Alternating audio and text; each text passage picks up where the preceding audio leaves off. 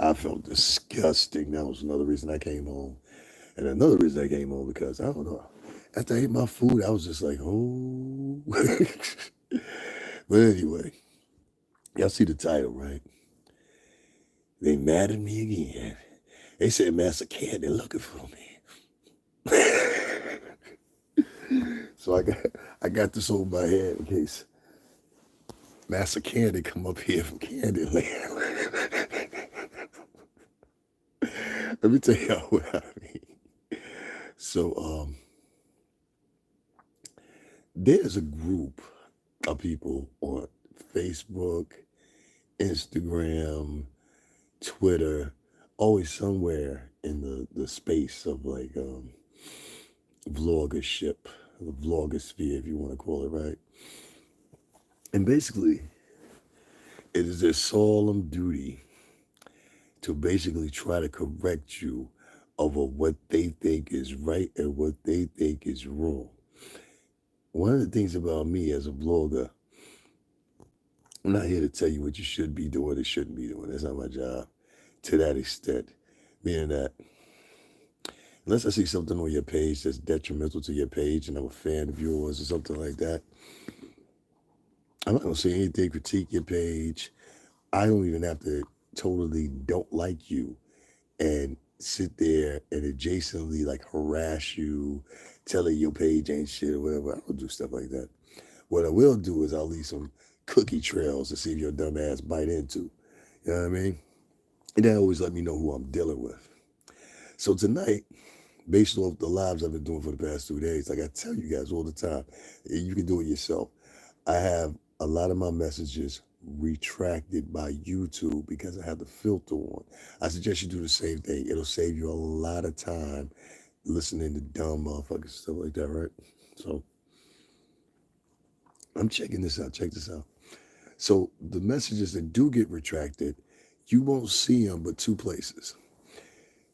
You won't see them one, but in your email, and the second place you'll see it is in YouTube Studio, right? And so what happens is, right, on YouTube Studio, I get to read the whole comment that you wrote, and it got retracted, just like that form. And it also automatically, just to let you know, the way I have my shit set up now, if you make a rude comment, it automatically gives you a strike, just to let you know if you're running your channel and you leave that. The way I have my page set up, it's different. So I'm sorry, my lips are dry. So this one woman writes on my page, and I know it was a woman saying it was star something or whatever, whatever. I don't know. I just blocked her, took screenshots, and left. I ain't arguing with you. I went to her page. She only had like, I think it was 987 followers or something like that. I'm like, I'm not arguing with nobody at 987 followers. It's a look for you. You know what I mean?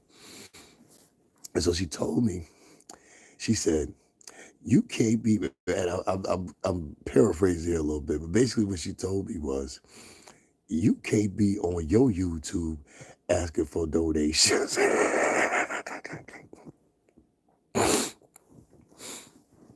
I'm gonna say it again. The woman told me you can't be on your YouTube page asking for donations for you. Hey, what you explain how you do it? She said you gotta work at least a year on your page.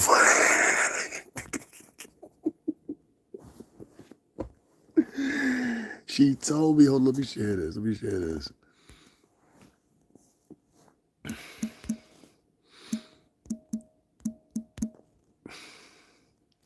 She told me, and this is what this is going to be. This is like a segment of this. It was, I think it was five of them all together, but only like three of them worth mentioning. But it was like five of them all together. I read these comments sometimes. I'm about to start putting them together, put them out there. But she told me you can't be asking for donations on your page. Who the hell do you think you are? And I'm thinking to myself, yo, how neurotic do you have to be? You know? The difference between me and a lot of other vloggers is I throw up material and I would say 80% of the time, 80% of the time, I don't ask for donations. 70% of the time, I also just put the link. I don't even put anything specific. I just put the link. All right, that's for one. Two, if I do mention it and I'm live, usually, and I'm here at home, usually what happens is I don't end up speaking about it until like maybe 2 or 3 times in the whole entire video. You know, I listen to some freaking vloggers that y'all donate to, and they just over and over and over and over hit the cash app, hit the cash app, hit the cash app, hit the cash app, hit the cash app, hit the cash app, all throughout the whole broadcast, to the point where now some of them have started doing little interludes and all that stuff or whatever. And I'm just like, I don't want to bring that brand of guerrilla marketing, because that's what it is. I don't want to bring that fan of guerrilla marketing and guerrilla donation tactics to my page. I don't do that. I simply say and try to show y'all where I go. And that's why I felt disrespected by that comment right here. And I'm just going to chat about that and the other 2 other comments that I got on my page or whatever. This is no joke. I may or may not put them out. See, the thing is, I had to learn, if you post these motherfuckers out there, you're also encouraging people that don't like you to start following them and adding on to their viewership. And that just can't happen. So I said to myself, you know what? I'm not going to respond to this shit. And I just clicked her name, blocked her, and got out of here. You know, I'm not doing that. Especially at no freaking 3 o'clock in the morning. She wrote that at like 3 something in the morning. Like it wasn't like it was like last night or whatever. This is the point I'm trying to get. This bitch wrote this at 3 something in the morning. 3 something in the morning. And it was a long paragraph. I had to read it like 2 times because I couldn't make out what she was saying. And then it was kind of a couple typos and shit like that. This is usual shit. Ain't nothing like a strike on her intelligence. But she was trying to articulate something that really she didn't have any reasoning to articulate entirely at all. I was actually taken by the audacity of this broad. You know, there's a lot of that shit going on, man, and I noticed it. Nobody's asking Alex Jones. Excuse me, I got sick again. It was raining all day. See, I got sick for y'all, which just means I'm gonna probably be down another day or two because I hadn't gotten completely over that cold. I told you I was sick. You hear that? Listen to this. You hear that? I'm sick again. This is a crazy thing, man. I sit back and I listen to a lot of these commenters or whatever. And the one thing they always have in common is they always have a critique of someone, and they always have very few followers. So what I started finding out was these people write these audacious comments because, unlike a vlogger, this is why I tell you, YouTube works different for everybody. Unlike a vlogger, these commenters that write comments critiquing you or whatever, sometimes if you look at the like section, they'll get like 1,000 likes, and they may in between that get like, I don't know, they might get 15 or 20 people out of those 1,000 likes they got, or 40 people maybe, to subscribe to their channel. So the next thing you'll see next is they'll start throwing up light material. But the material they throw up is usually always like some beefing or something like that. So I went to her page, and it was just like that, for I blocked her. I had to go to her page so I could block her. So I look at material, see if she had any material. Because I felt thing. It'd be a lot of motherfuckers out here critiquing vloggers that work. I'm not even talking about myself. Vloggers that vlog every day or upload every day. And yet they got a YouTube page and they only utilize it to leave comments. That's why I said YouTube don't work the same for everybody. It's a myth, like the streets. Ain't the streets, those motherfucking predators in the wild. That's that shit again. But I digress from that situation. I think it's corny. I've had several women come up on my page before and tell me I shouldn't be asking for donations. 2 of them I blocked. Were over there with Gene Dale. and I called the bitch out in Gene Deal's page. She blocked me. The other one I caught was in somebody else's live, and she was over there donating to them. And I said, did you come to my page to tell people don't donate to me? I'm going to somebody else's page. And I took a screenshot of it. They literally had a comment telling a full face lie about me. And I'm like, yo, really? I'm going to tell you what it is. I'm going to chop that up later. I'll tell you, I don't believe me, but I'm going to tell y'all the truth. So I was like, yo, you know what? Let's go. I'm going to let it be. So how many times should I let this shit be before I just be like, yo, just wild out? Like, just start doing some real reckless shit, like going to bitches' pages and niggas' pages and flagging this shit. You know, same shit y'all be on. You know what I mean? What happens if I start retaliating? My retaliation is different. I'm trying to tell you. I'm a Taurus. We're very calculated. Very calculated. Calculated to the streams of, well, y'all used to street ways of doing things. That's not the way I do things. I do it very differently. To be quite honest with you, my ways of doing things are more like and I hate to say it like this, sounds obnoxious, more of like the way a white man would enter it versus uh, uh, now let me say it this way. My ways more emulate a gangster white man than a gangster black or Latin man. You know, um, I'm not sloppy. Um, I'm not corny. I don't like to bicker and argue with people. Um, and more importantly, I don't like to be fucking bothered. And if you do bother me, I will let you know quickly. Don't bother me. Don't bother me. If you bother in my space or you interrupt my space on purpose just because of your own wishes and needs, then I'm going to say something to you. The problem with that chick that left the comment and the other two people, let me tell you about them. So somebody said also, yo, somebody just donated $40. She said somebody just donated $20 to you. You still asking for donations? I said, well, do you tell any of your favorite bloggers to stop? Do you tell any of them? And like I looked at her page and then I just matched her name. This was another woman. I swear to God to you this. And I'm like, okay, let me look at her page, see who she, mess around with, whatever. She followed four bloggers that constantly only ask for donations all the time.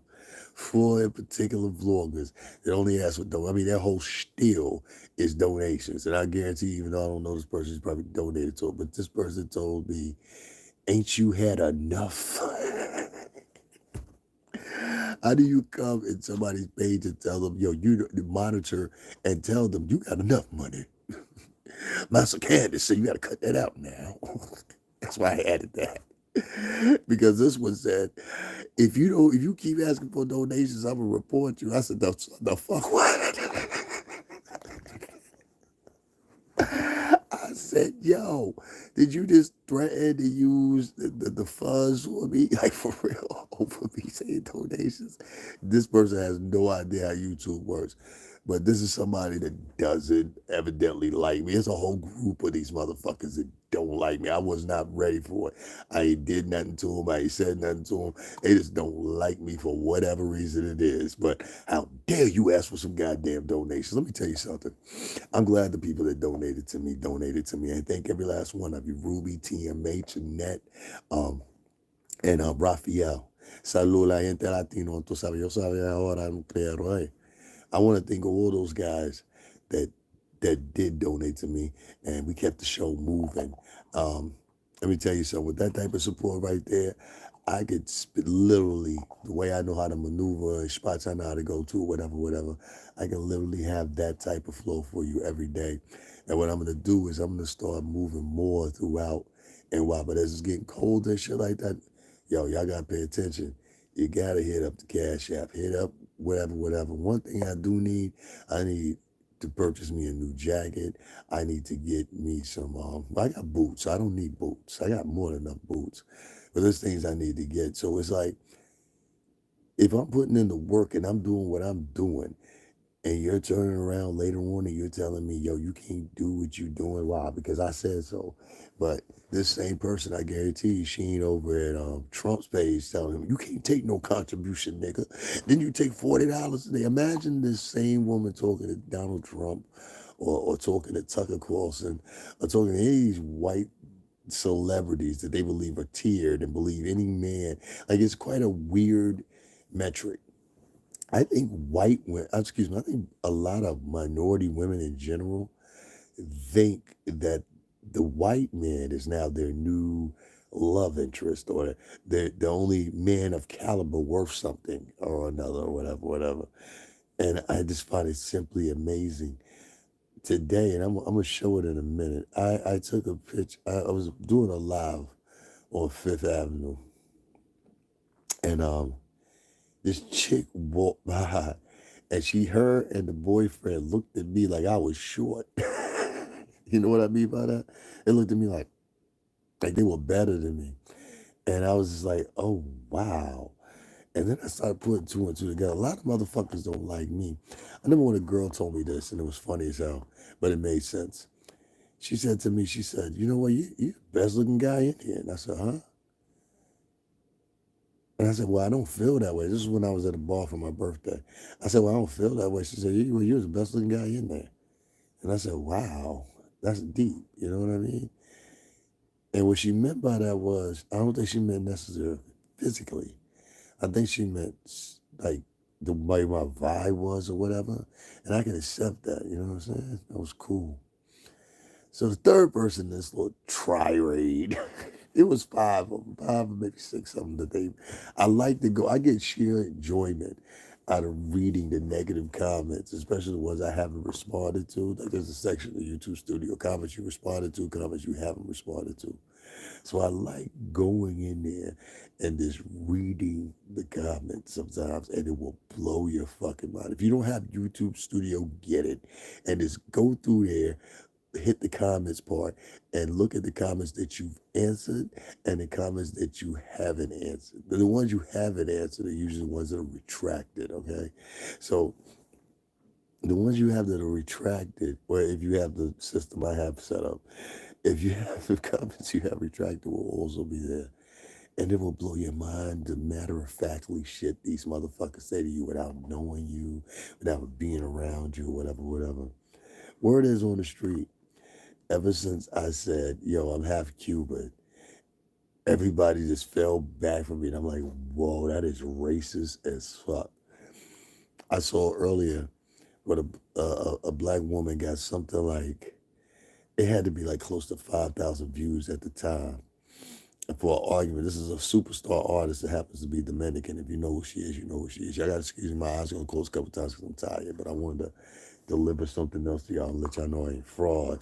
You're like, oh, that nigga got what he wanted, then he went home, went to sleep, and I ain't gonna talk to us. No, it's not gonna be that way. We're gonna keep this going. I have to keep y'all, I had to keep y'all intensified so I can keep the residuals coming. I need y'all right now, you know what I mean? So we gonna do double the work. We gonna work for our money. That's what I always believe, working for your money, you know? And I ain't working at your McDonald's or your shit jobs for it. I'm gonna do it my way, nigga. Frank Sinatra, you heard? It always been like that. Me, Frank, and me. You know what I'm saying? For real, fuck all that. And I got my homeboys I looked after, and certain homeboys that I got obligations to give them. You know what I'm saying? I wanna build. I know I sound like I'm going on a tangent, but I got these shipping homes that I really want to build. And not only do I want to build them, I want to build one because it's so cheap for me to, whatever. But I'm going to go too much because people will steal from you. But I want to be able to give every last one of my friends, which I can count on two hands. Shout out Tone, a couple other people. I want to be able to give them one of those shipping container homes. Be like, here, you never got to worry about renting again. You don't like it? Rent it out as Airbnb, make some residuals off of it, go get the shit that you want. Keep it up though and maintain it. You know what I mean? Either way you want to do it. That's what I would prefer to do. You know what I'm saying? To be quite honest with you, that's what I would prefer to do. And that's what I'm going to do. This third person left something on there for me that I think it was the worst comment ever. They said to me, and I quote, And they wrote it one of them, the weird ways they be writing shit nowadays. Like, you said it's some do da do. I be like, I ain't reading this ebonic shit. And this was a dude. Dude said to me, ain't no real nigga asking for no cash apps.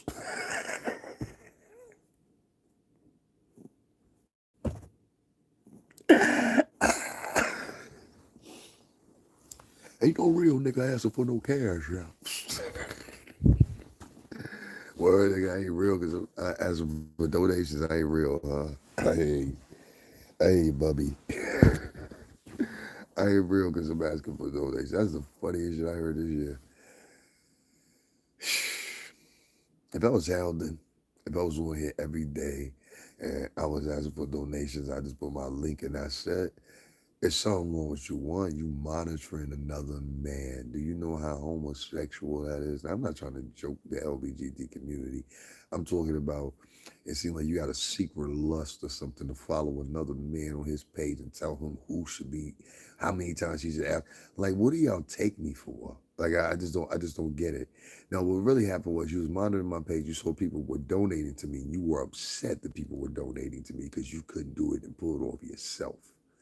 That's why. And so I looked at your page too. Never. You know what I'm saying? What was your name? What was your name? Something Israel Ben some. You know how they be trying to use them old fucking names. I didn't even pay attention to it that much. It's in the screenshot. Well, Israel Ben some shit or whatever. You know all them little hoity-toity ass fucking names they be using. And so when I ain't hoity-toity. You know them fucking underground railroad names. For real. Like you might call them.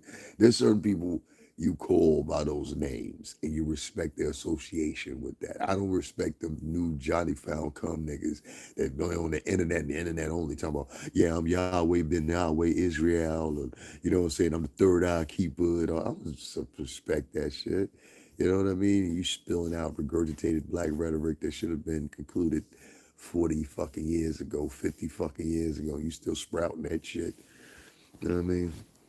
Go around trying to check everybody, go around trying to check everybody of color, but never go try to check a white man. You's a coward. This motherfucker came on my channel and told me, ain't no real nigga asking for donation. Well, nigga, it looked like you was asking for donations because it's the irony of the whole fucking thing. This nigga had material with a cash app on it. That's what I told you. He was the worst one of all of them. The dude was the worst one of all. I'm talking about retracted comments today. He left a comment around about one something in the morning. So what I started figuring was these niggas just go around on the internet late at night, and these chicks too, and they look for motherfuckers that's asking for donations or whatever the case may be. First fucking boy, ain't none of your motherfucking business who donate to me, you bitch ass motherfucker. Who are you, the fucking IRS? The black IRS or something like that? You black and Latin people got to stop trying to monitor everybody's money. I told you these motherfuckers, a big portion of them are fucking predators. And I don't give a fuck what nobody say. I've had motherfuckers try to follow me. I've had motherfuckers, I don't care if your feelings are fucking hurt or not. Y'all have heard me now on camera. Now, 4 times. Have to check a motherfucker when I'm in New York City. And you better do it on spot because if you don't do it on spot, they will continue to do it. They'll intensify the harassing you. You understand what I'm saying? I had a motherfucker tonight do some, what I consider some homosexual shit. This nigga kept trying his best to walk. When I was at the train station, he was trying his best to walk in a circle to get closer and closer and closer. I'm like, nigga, what are you looking for, a boyfriend? And then if you pay attention, if you never paid attention to behavior, start paying attention to it. A lot of these boys do this shit. They either have three intentions, in my personal opinion. They want your attention, which like I said, what you looking for, a boyfriend or something. The second thing is, a lot of these motherfuckers, they say, ain't nobody gonna pay attention to them normally any goddamn way because everybody know them around the way and think they're a jerk or a loser or a dummy. Third thing is, they're willing to go and attack you and try to take from you. You understand what I'm saying? There was a vlogger just the other day. He got followed home in LA. I'm gonna put up the story for you guys. He got followed home in LA. He's a popular YouTuber. You guys may not be familiar with it because a lot of my viewers, I see who y'all follow, whatever. Don't in content or whatnot, ill intent or whatever. Follow whoever you want to, as long as you follow with me. That's my motto. You know what I'm saying? Follow whoever you want to, as long as you follow with me and you like me. Let me emphasize that. They followed this guy home and robbed him. Now, he's a guy in the stocks game. You know what I'm saying? He's one of the people that I follow. He's a Middle Eastern guy or whatever, whatever. But he's cool though. You know what I mean? And so they followed him home, pistol whipped him, beat him in the face, everything else. Took 1 million from him. 1 million, which is light dropping the ball. This dude got places in Qatar and Dubai. He ain't worried about that shit. United Emirates. He ain't worried about that shit. You know what I'm saying? Once you bought a home in the United Emirates, look at the setback price on that. You'll understand what I'm talking about. Look at the setback. The setback just to fly over there is heavy. Shit. You hear me? All right, so I'm sitting there and I'm thinking to myself, these guys, and I'm not saying all black males and all Latin males, but a lot of them are fucking predators. You understand what I'm saying? And what do I mean by definitive of predators? Because there's always gonna be that one, I'm positive brother Hakeem ass nigga come, he been lifting and taking steroids for the past 3 years, so he think his strength equates to his intelligence and shit. I can't stand motherfuckers like that. So I digress. It's always gonna be this positive brother Hakeem motherfucker be. What you mean, black men and Latin men and predators?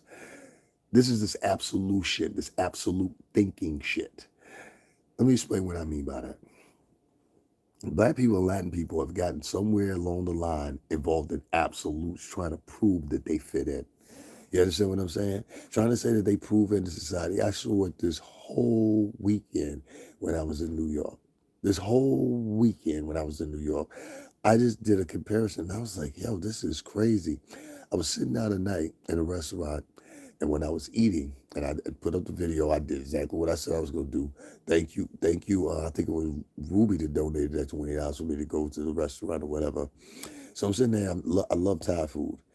The people and the staff in that restaurant know me.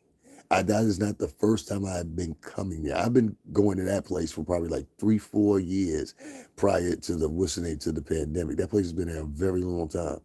So that's why I know the place. And there's other places around the city that I know, pizza places, whatever. I'm gonna start taking y'all to those because I got an idea to do something from somebody that I admire here on the YouTube space. So I'm gonna do it my way. But I'm not gonna give up my idea. It's just funny to me that these guys were Latino and they were sitting behind me, and there was another Latin woman in front of me, and these guys just started being as obnoxious as they could possibly be. And it wasn't until I said something to this woman that was sitting in front of me. She was eating by herself, and she said, basically out loud, "Cámate ya con su boca." Okay? If you don't know what that means, you need to calm down and shut your mouth. You understand what I'm saying? I looked at her, I said, gracias, mujer, tú sabes, la basura aquí se behind mío. And we started cracking up. That la basura behind mío. If you don't know what that means, there's trash behind me. It's trash behind me.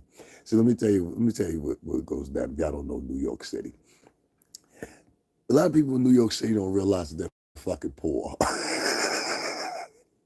So to make up for them being poor or not, it's a very opulent city, as you guys already know or can guess, even without being here.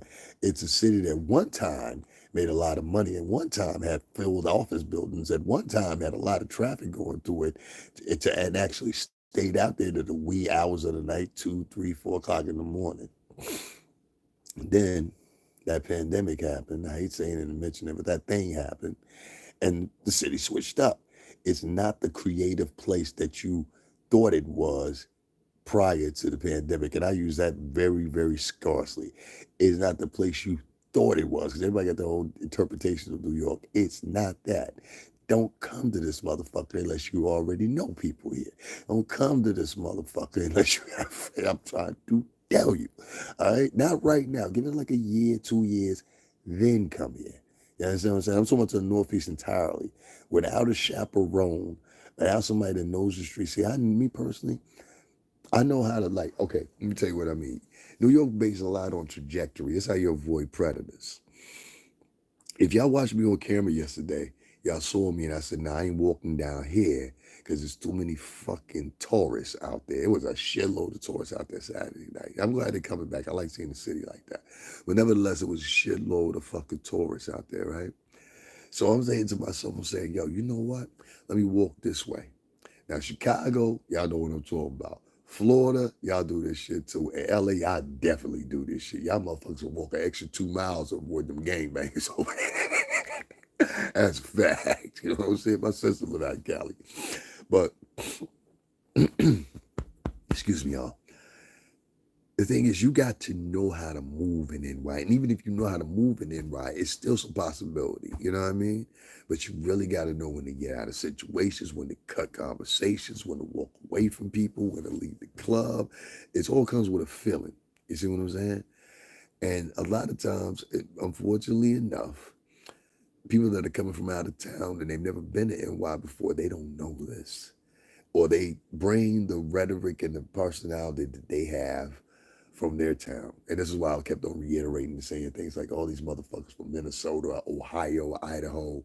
These are the motherfuckers now that are influencing New York over New Yorkers, over people in the tri-state, people from Wyoming, Idaho, and all these little reclusive ass fucking places that you would never go visit being from the New York tri-state and go there.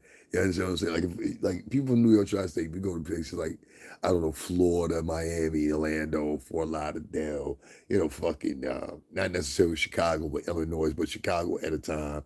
Not necessarily Dallas, Texas, but Texas. Not necessarily LA, but California. You get what I'm saying? And so it's like, there's certain cities that you go into and you know the protocol. I know how to carry myself in LA. It's not certain shit. I'm not talking about from here from somebody. No, I know for a fact. My sister's boy. Well, I ain't gonna tell you what he was. My sister's boyfriend. He was in that game. You know what I'm saying? Like for real, for real. You know what I mean? Born into it. You know what I'm saying? Like still to this day, I always put it this way: family and friends. You know what I'm saying? I ain't involved in that shit, but he is. And motherfucker, boy, anybody. That's a fact. So what the motherfuckers with him too. I said, well, all right, then, shit. You know what I mean? I'm sorry. I'm glad you looking after my sister. He proved that shit. I was like, okay, well, I appreciate you. You know, God bless you. So shout out to LA out there for real. Don't please do not think I don't know nobody in LA because you all be sadly mistaken. I can reach out and touch in about 20 different cities. If you're wondering why, when I worked in the working industry, we spent our time going to events year after year after year. All-Star weekend, even though it's in a different city, Memorial Day weekend, that would always be the same place in other different places. So what happens is you go there the first year, the second year, whatever, you start getting contact, you start talking to these people, even when you're not there. And then you try to line up something when you come back or whatever, where these people start getting familiar with you. And most of them matriculates into friendships, long-lasting friendships.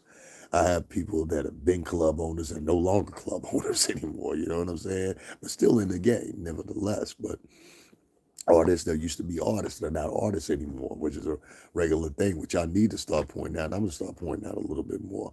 You have a lot of artists that should have blown and they didn't blow. I'm going to get to that here in this live. I think I'll talk about that a little bit. But nevertheless, back to the premise here. It's sad enough that you got a lot of men of color that don't want to see other men of color successful. And if you don't believe me, let's look at the numerous rappers these motherfuckers have killed. They're not killing, listen, they're not out here killing Tucker Carlson. No offense, I'm not saying kill you, Tucker. They're not out here killing Trumps and have you ever heard of Marjorie Green? Have you ever listened to the shit that bitch says? You know what I'm saying? She just got reinstated to Twitter the other day. Elon Musk put it back on there. That's one atrocious bitch. This bitch kicked, I put up a video, this bitch kicked a group, a Latino female and tried to trip her because she was asking us some questions. This bitch was bold enough to show up at their Hispanic Heritage Month down in Texas and interrupted. I said, y'all should have jumped that bitch. They should have beat the fuck out that bitch. It jumped the security too, but it would have been a federal crime. You understand what I'm saying? But I was still thinking about, I should have jumped that bitch. They were like astute Latinos, like astute blacks. They were like astute Latinos. I just want to ask you a question. How do you feel about immigrant rights and the Hispanic ethnic and blah, blah, blah? You know what I mean? They was those type of motherfuckers. They wasn't the type like, what you say, bitch? Like Cardi B type, you know what I mean? Like, she would have tried to trip Cardi B. Cardi B would have beat that bitch. She would have tried to trip Meg Thee Stallion. You think she would have tried to trip Glorilla? You understand what I'm saying? People have pics, you know what I mean? But she tried to trip this lady. I put the video up. It's there. You can see it. Just hit my name and hit videos and just scroll. You'll find it. And so I had to bring that up. There's some vicious white folks out here, and nobody's taking attack at them directly with the same ferocity. And I'm trying to tell you why all this pent up frustration and ferocity comes from somebody that look like you onto you, because these motherfuckers scared. They scared. See, I don't come. I'm lucky. I'm like a, I don't know what you want to say, late '90s, early 2000s. That's what I was, in the shit. You know what I mean? And so that's the era that instilled the shit in me. You understand? For be a certain type of way. Be truthful. I get on telling the truth. You understand? And being honest with people, because I like people to admonish me and be like, yo, that nigga tell the truth. That's how the guys that raised me up taught me, you know what I'm saying? And to certain individuals, that still hold value. When you get a lot of these cats out here, and I'll say it again, and somebody started cracking up laughing when I said it tonight in Times Square, if y'all heard that. I said, the problem is a lot of these single mothers. Well, who you heard behind me laughing was a group of Latinas, and one of them had a baby carriage with her. And that's why they were mad. And I was like, well, baby, I ain't mean to insult you, but you must understand some of what I'm saying, because usually when a girl reacts and she says some shit like that, it's because you hit a bone with her. Okay, trust me, that trigger bone is hard to hold too.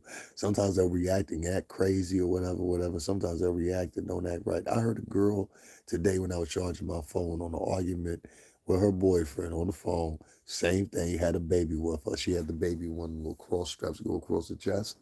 So I'm sitting there telling my boy, you know what she's telling the guy on the phone?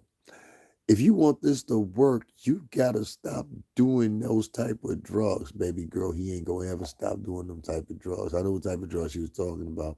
And she listened to it. She tried to say it real slow. That nigga was sniffing dope. All right. You feel me? That nigga was sniffing dope. I said, bitch, you better run and run fast. You don't know what you're getting yourself into. Is it going to start stealing the diapers to sell them in a minute? Yes.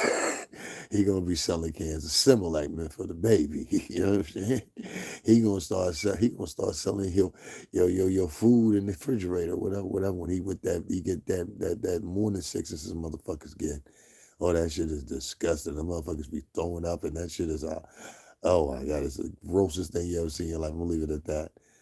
Grossest thing you ever see in your life. It's just disgusting. Your body becomes addicted to it. It needs it physically to feel its temptation. It's like it takes over your whole entire body completely. That's what I've seen over the years. You know what I mean? And her, so I don't know.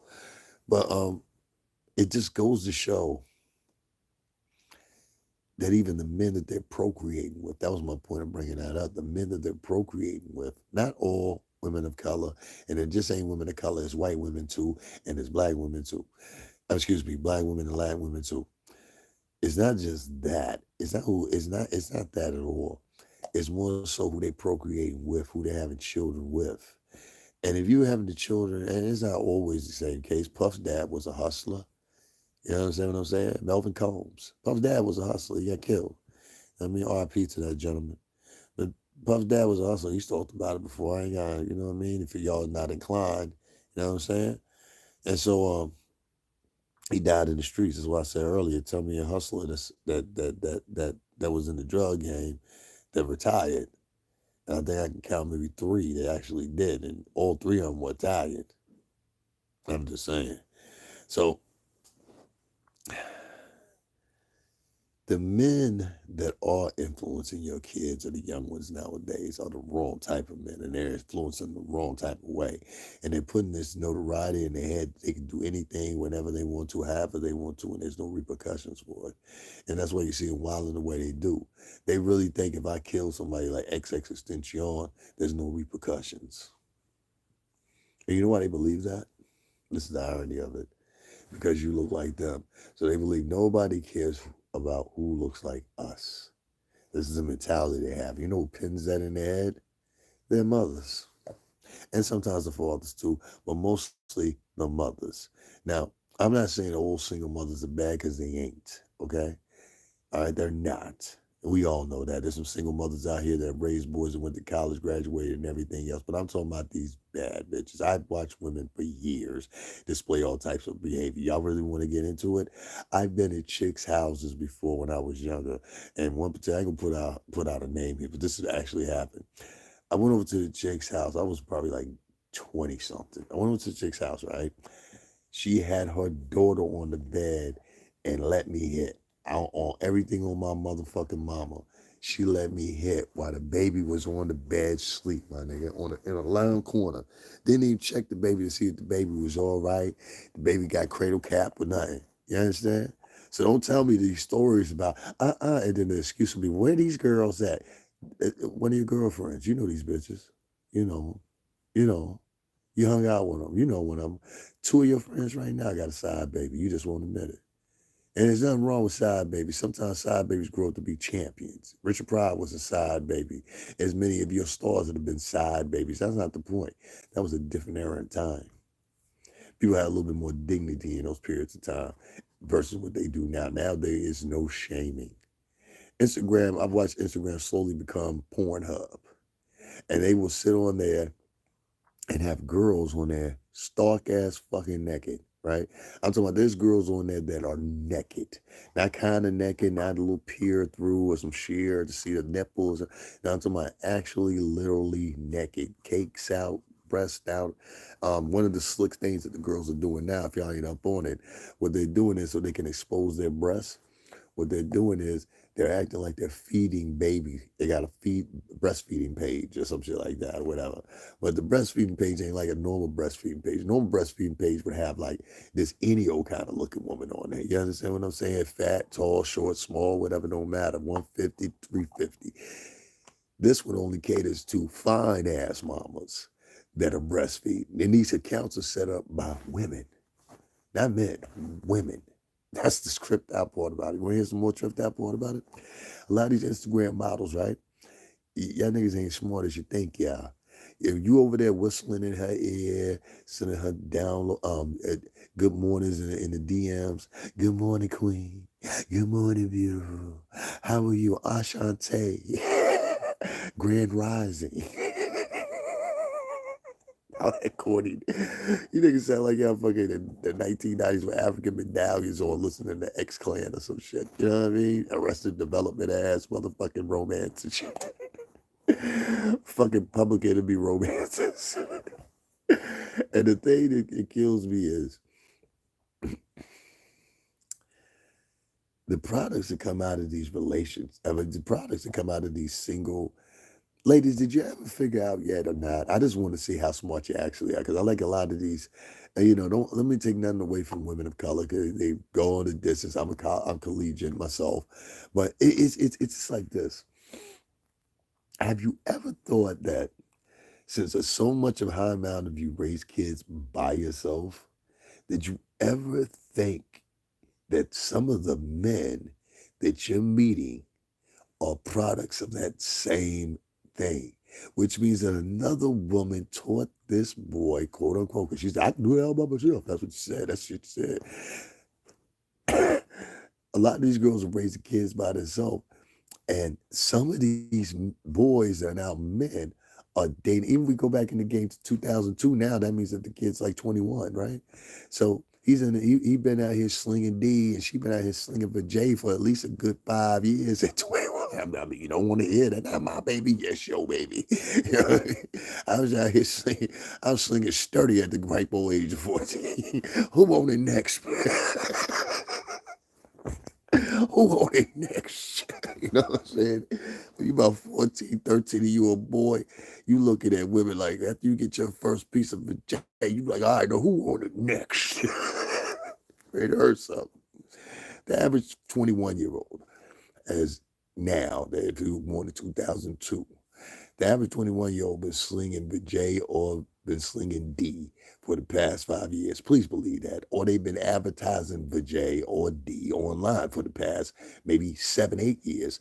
If you don't believe me, look up some of these videos where you see these parents attacking. Most of the time, I find them too. Single parents attacking their kids and beating their kids online in front of all their followers and friends. I don't pay attention, act like you ain't never seen these videos. And you'll notice one thing, it's always one parent. They're always yelling and screaming as loud as they can, and their intent is to embarrass them. But they're missing the modus operandi of the whole thing. Why is your teenager online telling people shit? I'm talking about it's crazy stuff. Some of these girls be online pretending that they 21. I've heard that one pretending they 18. They really 13, 12, 14. The mother will bring them on camera and be like, now tell them motherfuckers, I saw a video. Tell them motherfuckers how old you are. You grown? No. What grade are you in? Ninth grade. You know what I'm saying? Mom was tearing up. I applaud her for doing her due diligence. You got to catch them young thoughtless. Redeem them. Keep them off the OnlyFans. It used to be keep them off the boat. Keep them off the OnlyFans. My only solid job in life is to keep my daughter off OnlyFans. Nasty bitch. You know what I'm saying? Well, it was a nasty bitch that raised her. That's the part you're leaving out. It was a nasty bitch that teach a nasty bitch how to be a nasty bitch. And if you don't believe me, women been grooming other women since the times of Jesus. You don't believe me? Read the story of Mary Magdalene and talk to me. What was Mary Magdalene at? What is now renowned and known as a brothel. Oh, y'all ain't getting me. Y'all ain't getting me.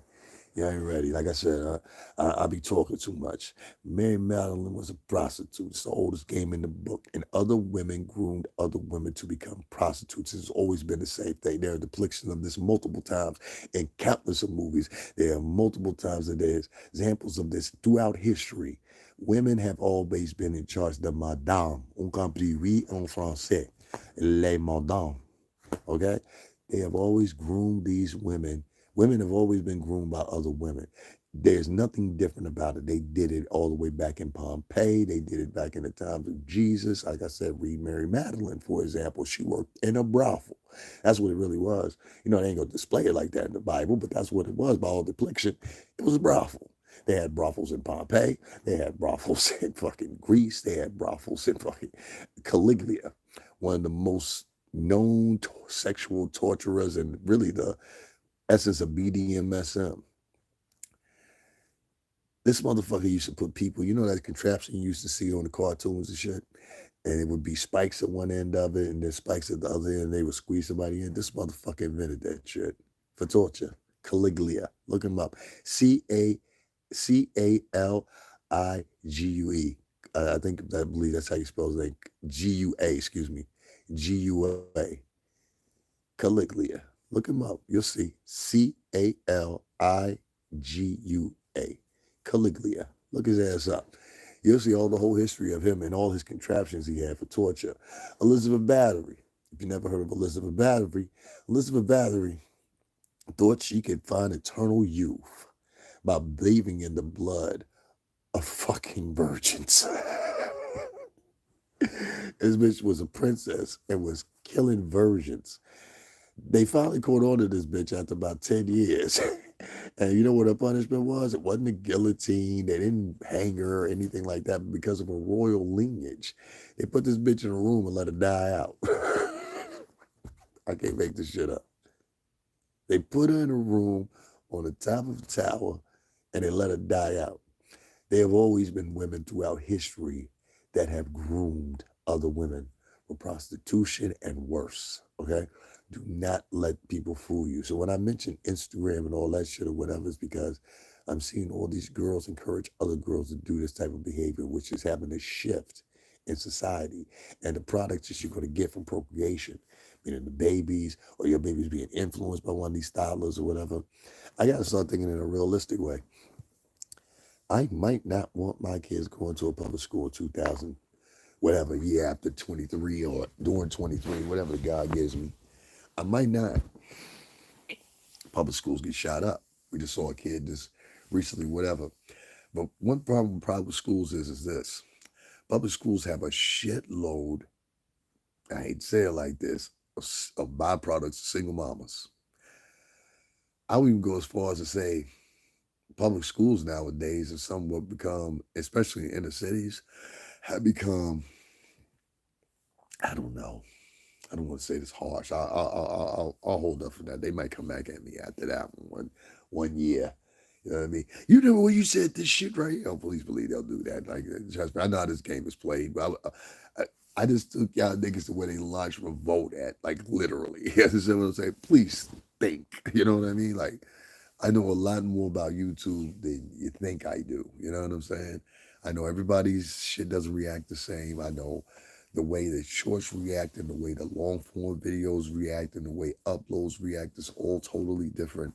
There's like a lot of things to it. I'll get into that another time, but I want to stick with the single mom thing and the byproducts of these little bitch ass motherfucking men that they've raised. Ladies, you are dating, just to get to the long story to the point, you are dating the byproduct of a single mom.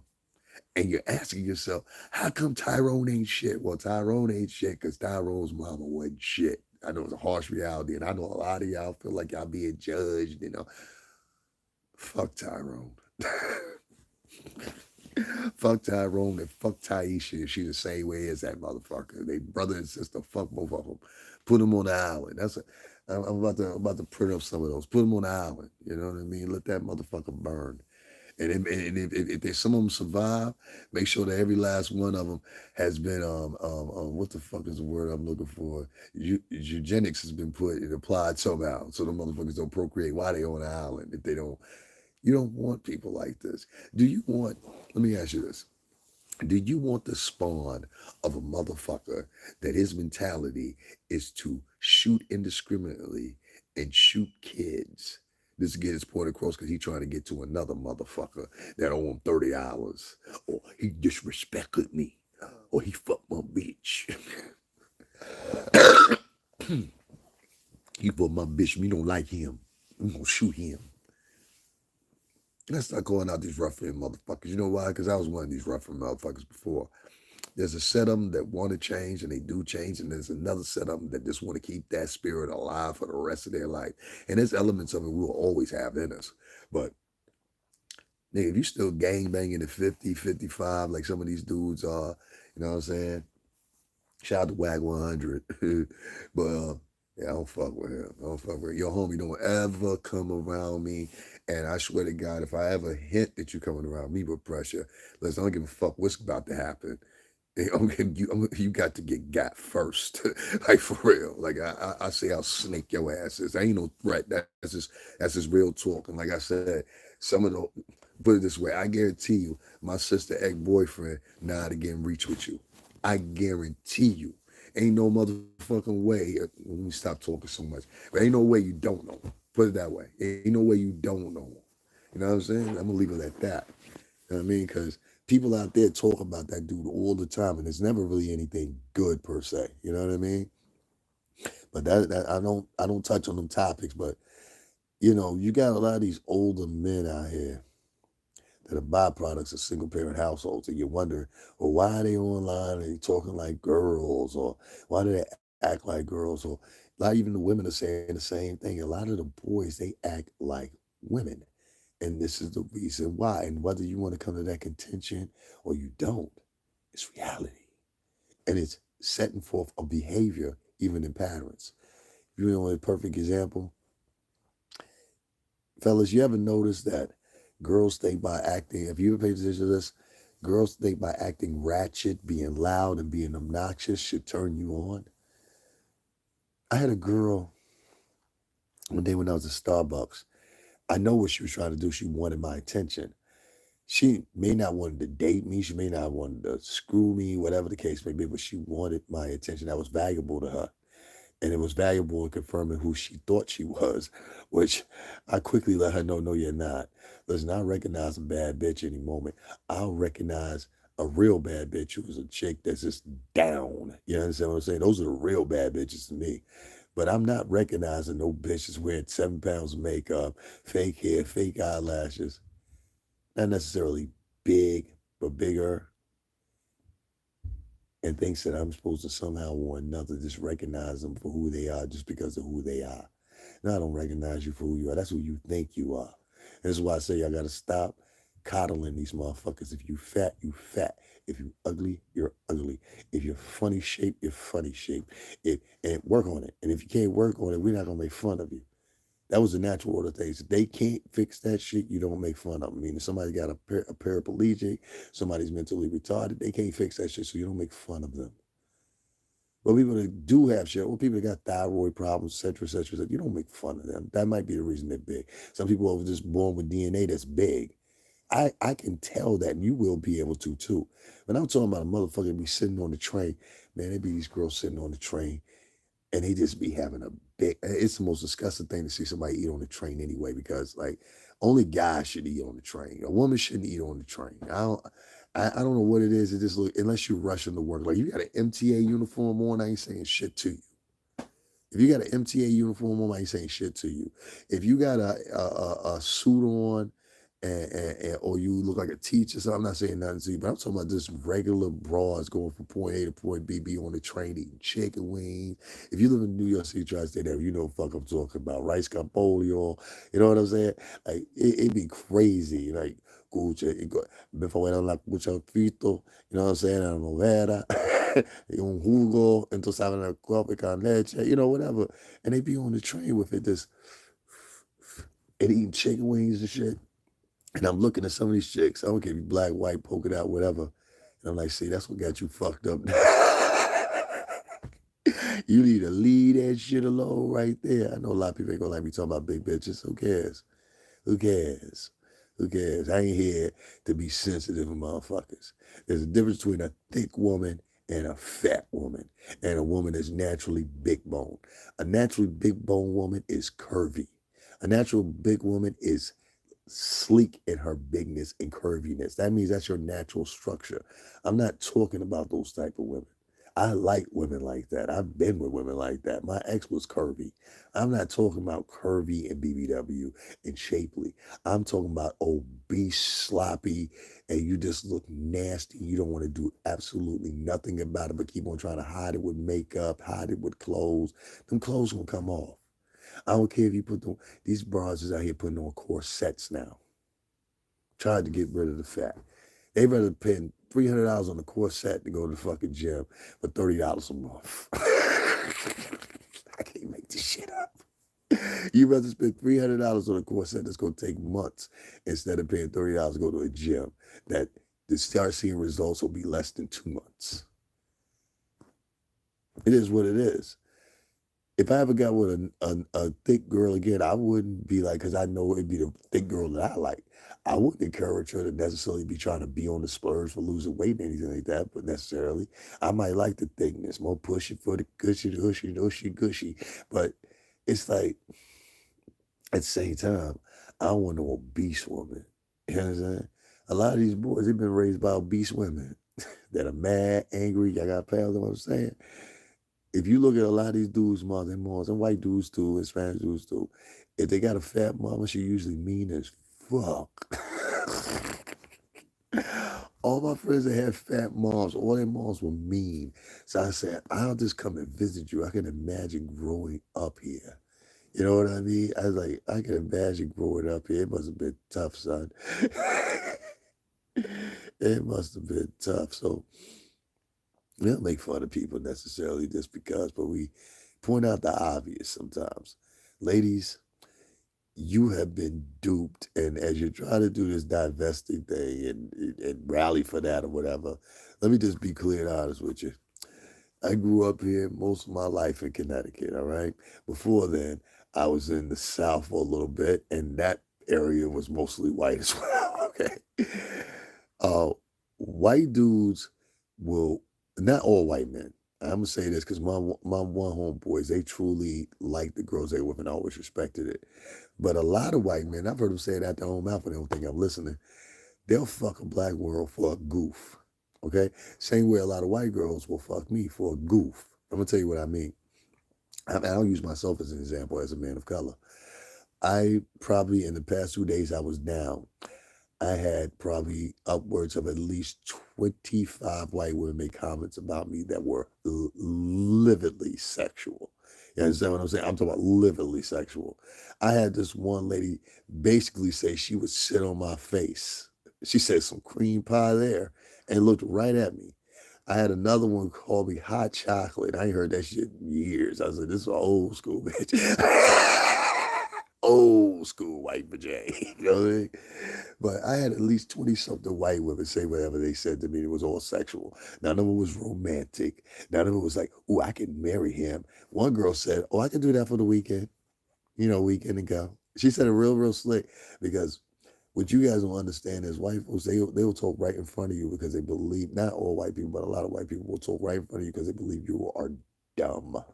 You understand what I'm saying? Or you're not as articulate enough to pay attention to it. Even the girls that go get educated, if you notice, they talk a lot of them with all that off camera or they're off their job. They revert back to talking like hood boogers. Same way a lot of poor white trash does. They go back to talking like the trailer park trash that they were. A lot of Latinos do the same thing. They go back talking to the trash they were. A lot of times it happens. This is what it is. People's real personalities versus their online personality. That's why I always say same motherfucker. You know what I mean? Anybody that know me online and know me in person, know I'm the same person. You gotta know me to know that, but I'm the same motherfucker, trust me. And if I tell you I'm gonna do something, please believe I take pride in doing that shit professionally. That's why they call me professional. Now, ladies, I'm here to give you just a little pep and step here. Those white girls that were sitting there and they were sexually looking at me, this is the same way their men look at you. You understand what I'm saying? And we've both been through this. One of the things that gets left out of the conversation when we talk about the plantation and everything like that is the mistresses. Oh, the mistresses was, listen, I lived in the South for a minute. The mistresses of Florida and Atlanta, North Carolina, South Carolina, Virginia. Oh, them first 13 colony bitches. Oh, boy. Yeah, but let me tell you something. The bitches used to go outside and be like, what's the name? Slave Jimmy raped me. And they'd be like, huh? Well, Slave Jimmy, he touched me funny. Slave Jimmy, he looked at me funny. And based on what the mistress said, and she might have said this as a goof, they go cut Jimmy foot off. They go poke Jimmy eyes out, not making them useless, or at least poke one of them out. Yes, this has happened. They've stuck hot poker irons through men's eyes just to torture them. They got this from the Spaniards and the Portuguese. They used to do sick shit like that. You think the English were bad. It was the Spaniards and the Portuguese that were the worst. They were the worst out of everybody. You know what I mean? A lot of people don't want to admit that, but it's the truth. They were the worst out of everyone as far as the slave trade goes. The mistress used to screw the slaves, give them and give her husband, who was the master, STDs because these people wasn't really inoculated for anything of the diseases of the time, or that they had invention of inoculations to the degree that they do now at the time. This is you're talking about the what 16, 15, late 1500s, early 1600s, all the way up to 18 something, 1863, 1868, one of the two. 1868 was when the war ended. Yeah, so 1868. So roughly over 400 plus, almost close to 500 years. The women, the white women, they used to set up the slaves a lot of times. They would say they didn't do the job, they didn't do the chores. Sometimes it's come down to, well, he ain't give me no dick this week. The men used to do the same thing to the female slaves. So we've been through this spin cycle before. You just now are aptly saying to yourself, my happiness, because I only have one time on this earth, is worth my salvation as a person. And ladies, I really don't give a fuck who you trust in. I've had black women come up to me and be like, say some obnoxious shit a lot of times. I've had Latin women come up to me and say some obnoxious shit because they don't have the same degree of respect for you as they do for white men sometimes. Like most Latin women and black women ain't gonna fire off on a white dude like they're gonna fire off on you because they scared of what may happen. They feel they may go to jail. They even wild out on a black cop, as you've seen videos for. They'll wild out on a Latin cop differently than if a white cop told them. White cop tells them something or whatever, they're going right with it. You get what I'm saying? So it's apparent to me that these women's lack of respect comes from the lack of a household they had as a family dynamic. Yeah, I said it, fuck it. These bitches ain't have a daddy. And if you ain't have a daddy, and you mad and you got daddy issues, your mama been screaming to you for years, your daddy ain't shit. Then sooner or later, that's what you gonna start believing. You gonna start believing men ain't shit, daddy ain't shit. All this shit comes from the ghetto and the plantation. The same dynamic. Now, ladies, let's say that you do win to succeed and you get that white husband that you want or whatever, whatever, whatever. It seems like you're signing up and you're saying, I'm voluntarily, and I don't know why nobody's brought this up because there'll be children coming out of these relationships. Yeah, I'm voluntarily signing up to lighten myself out. That's what they used to call it, lighten yourself out. Y'all motherfuckers don't know history anymore. And the reason you don't know history because your parents were dumb as shit. You know what I'm saying? Your mom was busy cracking her legs at 13, 12 and having you.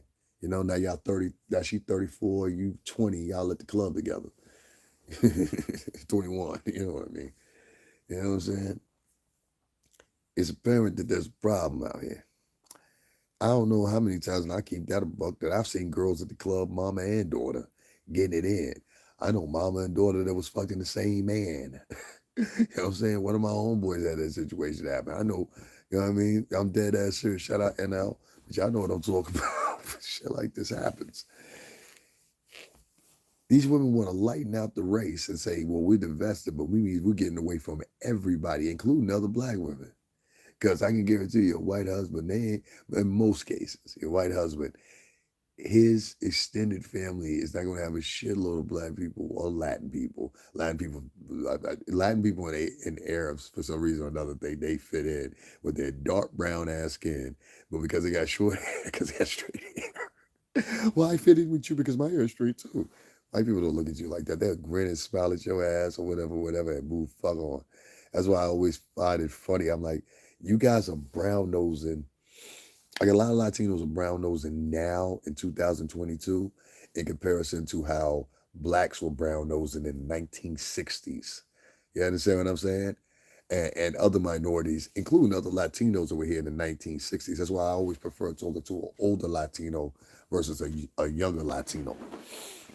You talk to a younger Latino, they tell you a bunch of bullshit or whatever. You talk to older Latinos and Latinas, you know, the abuelas, the tios, et cetera. They tell you a whole different story. They tell you how it is for real, for real. And the other ones is old black people, you know. They have a sense of history and shit like that, you know, and detailed as far as life experiences and shit, you know. You don't have that anymore. What's the average grandma's like, what, fucking 34? A fucking high school dropout, never went to college, never accomplished shit. And she just brags about being a CNA.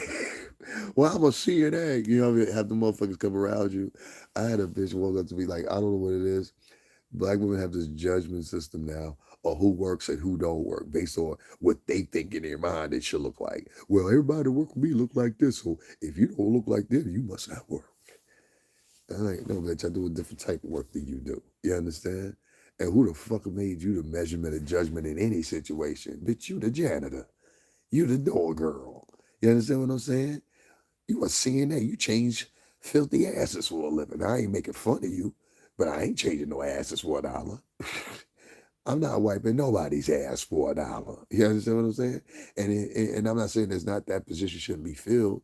You understand what I'm saying? I'm not saying that position shouldn't be filled. But the only thing I'm saying to you is I'm not doing it. So why would you try to sit there and force your way of life, your way of beliefs on me?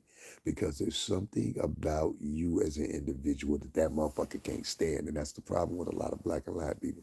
Black and Latin people will look at you and based off how you look and they can give a whole readout of how you are internally. And women do it the worst to each other more than anything. I don't like that bitch. Why? That's why you always see girls at the club fighting before guys, or the guys get in the club, he fight with them because they trying to break them up or some shit, you know. But a lot of these girls are not realizing they're getting influenced by some of the worst women, women that are not married, women that got side babies now. What's that girl's name? Summer Walker. She on side baby number 2 now. Bless your heart. You know what I'm saying? It's like my Uncle Herschel said, bless her little heart. Aunt Pearl, Uncle Herschel, what up? You know what I'm saying? It's your Cuban and black nephew up here in Tri-State, you heard? Y'all don't know nothing about Uncle Herschel or Miss Pearl. I don't want y'all over there either. That's my man right there, you know? Well, there's numerous people that are talking about it. You know, there's a study that goes out by the Department of Defense, and it also went out by the DOJ, Department of Justice. And it talks about kids that are raised with a single parent versus kids that are raised in a two-parent household. But the two-parent household can't be dysfunctional. It has to have two functioning parents mentally, financially, et cetera, okay? And they read it out, even with the influence of, the step uncle, the positive brother Hakeem, that's the good dude, or, you know what I'm saying, coming by or whatever, and influencing your kids. Sometimes that works, you know. After my mom and dad split, I was around my uncles a lot. But if your uncle's a gangbanger, or your uncle's in jail for the 15th fucking time, or whatever, you have a deep description of your uncle being in jail and how proud he is to come out and how proud he is to do that bid and all that, or whatever. And I think sometimes it's a place for that conversation in certain places and soaps or whatever. I don't see nothing wrong with that. But when that's all you talk about all the time, you ever be sitting talking to somebody that you never knew in your life that was black or whatever, and they start trying to privy into you and see how much you are like them, and then they try to degrade you as they get you to the conversation. I get a lot of those. So what basically they'll do is a really psychological thing. It's really meant to manipulate you. A lot of times, like, y'all think I'm smarter than you think I am. Trust me. I earned my name professional. I am extremely smart. Anybody that's ever worked with me, ask them yourself. I put it that way. I am extremely smart. I'm not talking about your type of smart. Your type of smart is like articulating, regurgitating your shit. My type of smart is innovative smart. Like, you didn't think of this. You wouldn't think of it because your mind linearly doesn't go there. And it's based on what you pay attention to. You understand? That's why some of these I think a lot of these vloggers, they get amazed when they get 100,000 views within a few minutes or whatever. The reason you get that is because you're talking about a very controversial topic and you're throwing slanderous material behind it. And and most of the crowd and the demographic of African American and Latin American, that's all they want to see is drama. And a high portion of white culture as well. All they want to see is drama, but not as emphatically overwhelming as black and Latin culture. That's just all they go for. Listen, how many vloggers y'all heard talking about this motherfucker that shot up all these people in that Walmart down there? How many black vloggers you heard speak about that shit outside 3 days? You didn't. And they ignored it on purpose. But when Kanye said what he said, every black vlogger and their mama was against him. I think myself and maybe a few other bloggers was the only one for Kanye. You understand what I'm saying? When y'all try to bang on Candace Owens, I had to come at y'all again. I said, anything Candace ain't saying ain't a lie. And Candace don't sound like a coon to me. Candace sounds like somebody who's pretty goddamn rational when it comes to things if you just listen to her. But a lot of minds have been trained. And I went up to Trump Tower tonight, talked my shit. Y'all see me, my life was in danger. Niggas didn't even respect that. You understand? That dude, I told you, I know them people up there. So the cop that was in the car, I knew him. The nigga that was behind me with the Trump mask on, I knew him. Like, you know what I'm saying? Like, don't try that. Trust me, you gonna get a different response. Trust me. They don't know you up there. Secret Service will stop you. They're still in front of the building. They're still on the side of the building. They still guard the building. He's a former president, and those are his accesses. Excuse me, his resources. Those apartments, and he still has an apartment in there. So there's a detail that's always constantly there. It will never go away. It's always there. He's an ex-president. So don't go up there and think you're gonna do a hotep routine or go take inshallah and all that shit up there, whatever. You're gonna be locked the fuck up. Trust me when I say it. And you're gonna fuck it up for everybody. So don't fuck it up for me. Take your ass and go the fuck on. And the same way I talk right now, you notice I talk to them the same way. Did you not notice when I was talking to the cops? All of them, which were friendly interactions for the most part. I ain't smiling and giggling. I'm just saying they were friendly interactions. Me, I don't know about y'all. They seem natural. And out of the times, the guys didn't even know I had the camera on. That was the biggest thing. They didn't know I had the camera on, especially that one guy said he wanted to shake my hand. He didn't know I had the camera on. He didn't know I had the camera on. I knew he didn't know I had the camera. I had to show him I had the camera on, you know? And it's amazing because that was his natural reaction, you know. So I even said tonight, you heard me loud and clear, and I said it then. I said, yeah, some cops are cool. Sometimes it's just good goddamn police work, but some of y'all are assholes too. I said it right to their fucking face. Y'all ain't got balls to do that. Now, instead, y'all sit up online and attack each other. You coward motherfuckers. Get the drift now. These niggas won't go to Trump Tower. They won't go to fucking Carbon with the police and tell the police, yo, listen, man, I think some of y'all doing y'all job, some of y'all fucking assholes. You know what I mean? Like let it be known and have them giggle with you as they saying it. He knew some other police were assholes. That's why he just looked off and it's on camera. It's on camera. They know. I think a New York City police officer will say to you, well, I ain't got no problem with you, but some of the other officers, that's the first thing they say. Anybody living in New York City, tri-state area, Jersey, New York, Connecticut, will tell you the same thing. They'd be like, well, listen, I don't make no big deal of it, but some of the other cops, that means you got some assholes work with you. So yeah, sometimes it's just good goddamn police work, and then sometimes it's terrible fucking police work. You got a couple of cops that run around and try to intimidate. I had a motherfucker try to intimidate me tonight, like nigga was guarding the Hope Diamond or some shit. I'm like, nigga, I'm walking around the corner. People think sometimes because I'm tall and I'm little, that I've automatically either got to be dangerous or either two. I'm not dangerous. And like, especially motherfuckers who are timid, I'm stupid as fuck. I've been this size my whole entire life. I've learned how to work around it, work with it, and make it work efficiently. I'm quick as fuck. You understand what I'm saying? You ever met one of my sister's boyfriend, his brother was a boxer. And so I used to go over there with him all the time. I used to be at like after school. I would stay at their house for 3, 4 days or whatever. This is really when I started hanging out. This is my older sister. And so Becca and her boyfriend, they would chill, hang out, whatever, whatever. But the brother Paul, he was the older brother of her man that she was with. And so this dude hit so hard. He went to jail for 8 years for killing this man. They called him a nigga. I swear to God to you. He knocked the motherfucker out cold so hard that the man died. He died from a brain hemorrhage in the back of his head. His skull was cracked. And so Pullen went to jail for involuntary manslaughter. I'm going to say it like that. I'm going to say his real name online. Well, I'll just say Pullen. Pullen went to jail for 8 years for involuntary manslaughter. Being that way. This wasn't no little man. This was a big man. And Porn was like, shit, maybe 5'8", 5'9". Short for a man in stature. Hit that motherfucker so hard, killed him right down south, right down the way. Right down the way, you know?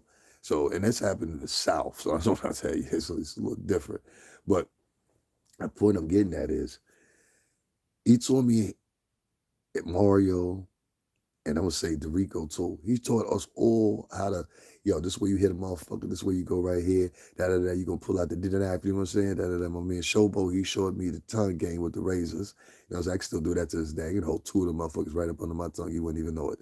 And sit there, have a whole conversation with you.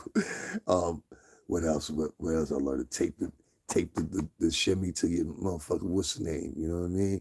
Yeah, they got holsters for that shit now. Pull holsters that are quick, all that shit. But you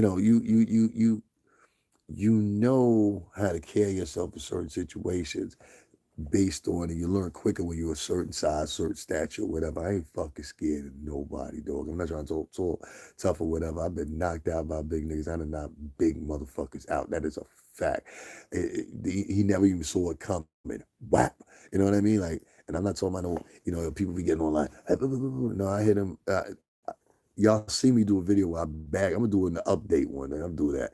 I like how people bag in the boxing gym or whatever with the bag. I can do that bagging because porn taught us how to do it on brick walls. My knuckles were fucked. I still have scars on my knuckles from when he taught us that. And then he taught us. He said, don't hit it at that angle. This is showing you how to punch, and it's making your knuckles hard. So when you hit a motherfucker, they gonna feel it. You understand what I'm saying? And it tightens up your knuckle and your face. This is how you clutch right here. You don't clutch. A lot of people think you clutch underhanded. No, you want this motherfucker out, even though people say, oh, it'll break. Nah, leave this motherfucker out right here. This is the motherfucker right here that takes down the motherfucking competition right there. That right there. You know what I mean? I don't care what nobody say. So in most boxers, when they go for a knockout, bare knuckle boxers, that's what they go for. MMA as well. They go for this sideshow kind of uppercut type of action or whatever, because this is the part that knocks you unconscious. Temple, jaw, behind the ear, right here, cheek, and this nose. He's always clear motherfucking shots to knock you the fuck out.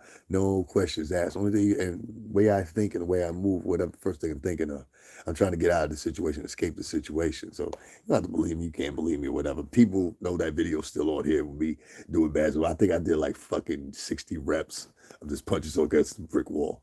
And people were looking at me like, yo, how the fuck? That was porn. You know what I'm saying? Shout out to him, man. That's my dude. I ain't gonna say his real name on here, but porn, he showed us, because, you know, motherfuckers be like, well, let me go find out who that is. You know? Oh, I discovered who it is. Let me put this up on the YouTube post. This is the nigga he was talking about. And you better leave that man alone. That man come in and shoot you and your whole fucking family. He tells me, like, I don't know what it is about me, but all my life to this day, I always end up having the most gangsterous motherfuckers as friends, whether they're Italian, Greek, Black, Latin. I'm talking about the most. Have you seen the guys hang with? I'm in danger. You know what I'm saying? I don't hang around with no small men. You understand what I'm saying? I always hung around, like, not necessarily killers, but dudes that ready instantaneously to get in. That's where I get it from. All them. I have never hung out with anybody that's soft except for maybe 2 or 3 times. You know what I'm saying? Other than, I don't mean soft like you soft necessarily, but I mean like, I never hung out with like feminine type men. All the men I always hung out with were masculine. I think it's because of my uncles and them. They were all masculine men in the military. So the average dude nowadays, they don't even want to fight you. They just shoot you. You know what I'm saying? That's the sad thing about it. But, you know, mama. These motherfucking bastard kids. That's what they would call them back in the day, bastards. Little bastard. My bastard son of the house of Glendale houses. My bastard son will take the throne. at the Jordan Tower Towers. You know what I'm saying? Listen, don't ever show up too many places in 2023 if that shit got houses or terraces attached to it. Nigga, you in danger. For real. You in danger. Please believe me when I tell you that. Stay out these folk house, man. So real, stay out their house. These chicks be out here doing all kinds of lies and shit. Chicks be out here with boyfriends and shit, out here handing out their number. I've had like 3 chicks that I'm like, I don't got to the point I don't even ask girls for their number no more, you know, because you got to go through their IG and social media first. I saw my IG and social media just a minute ago. I saw about how a lot of women are online, damn near naked. Well, they are. But the funny thing is, if you scroll, you got to scroll sometimes. And you got to look. You got to be perception. This is what I want you guys to get on: perception. Perception. And the other thing, investigating. These are things you need to get in on.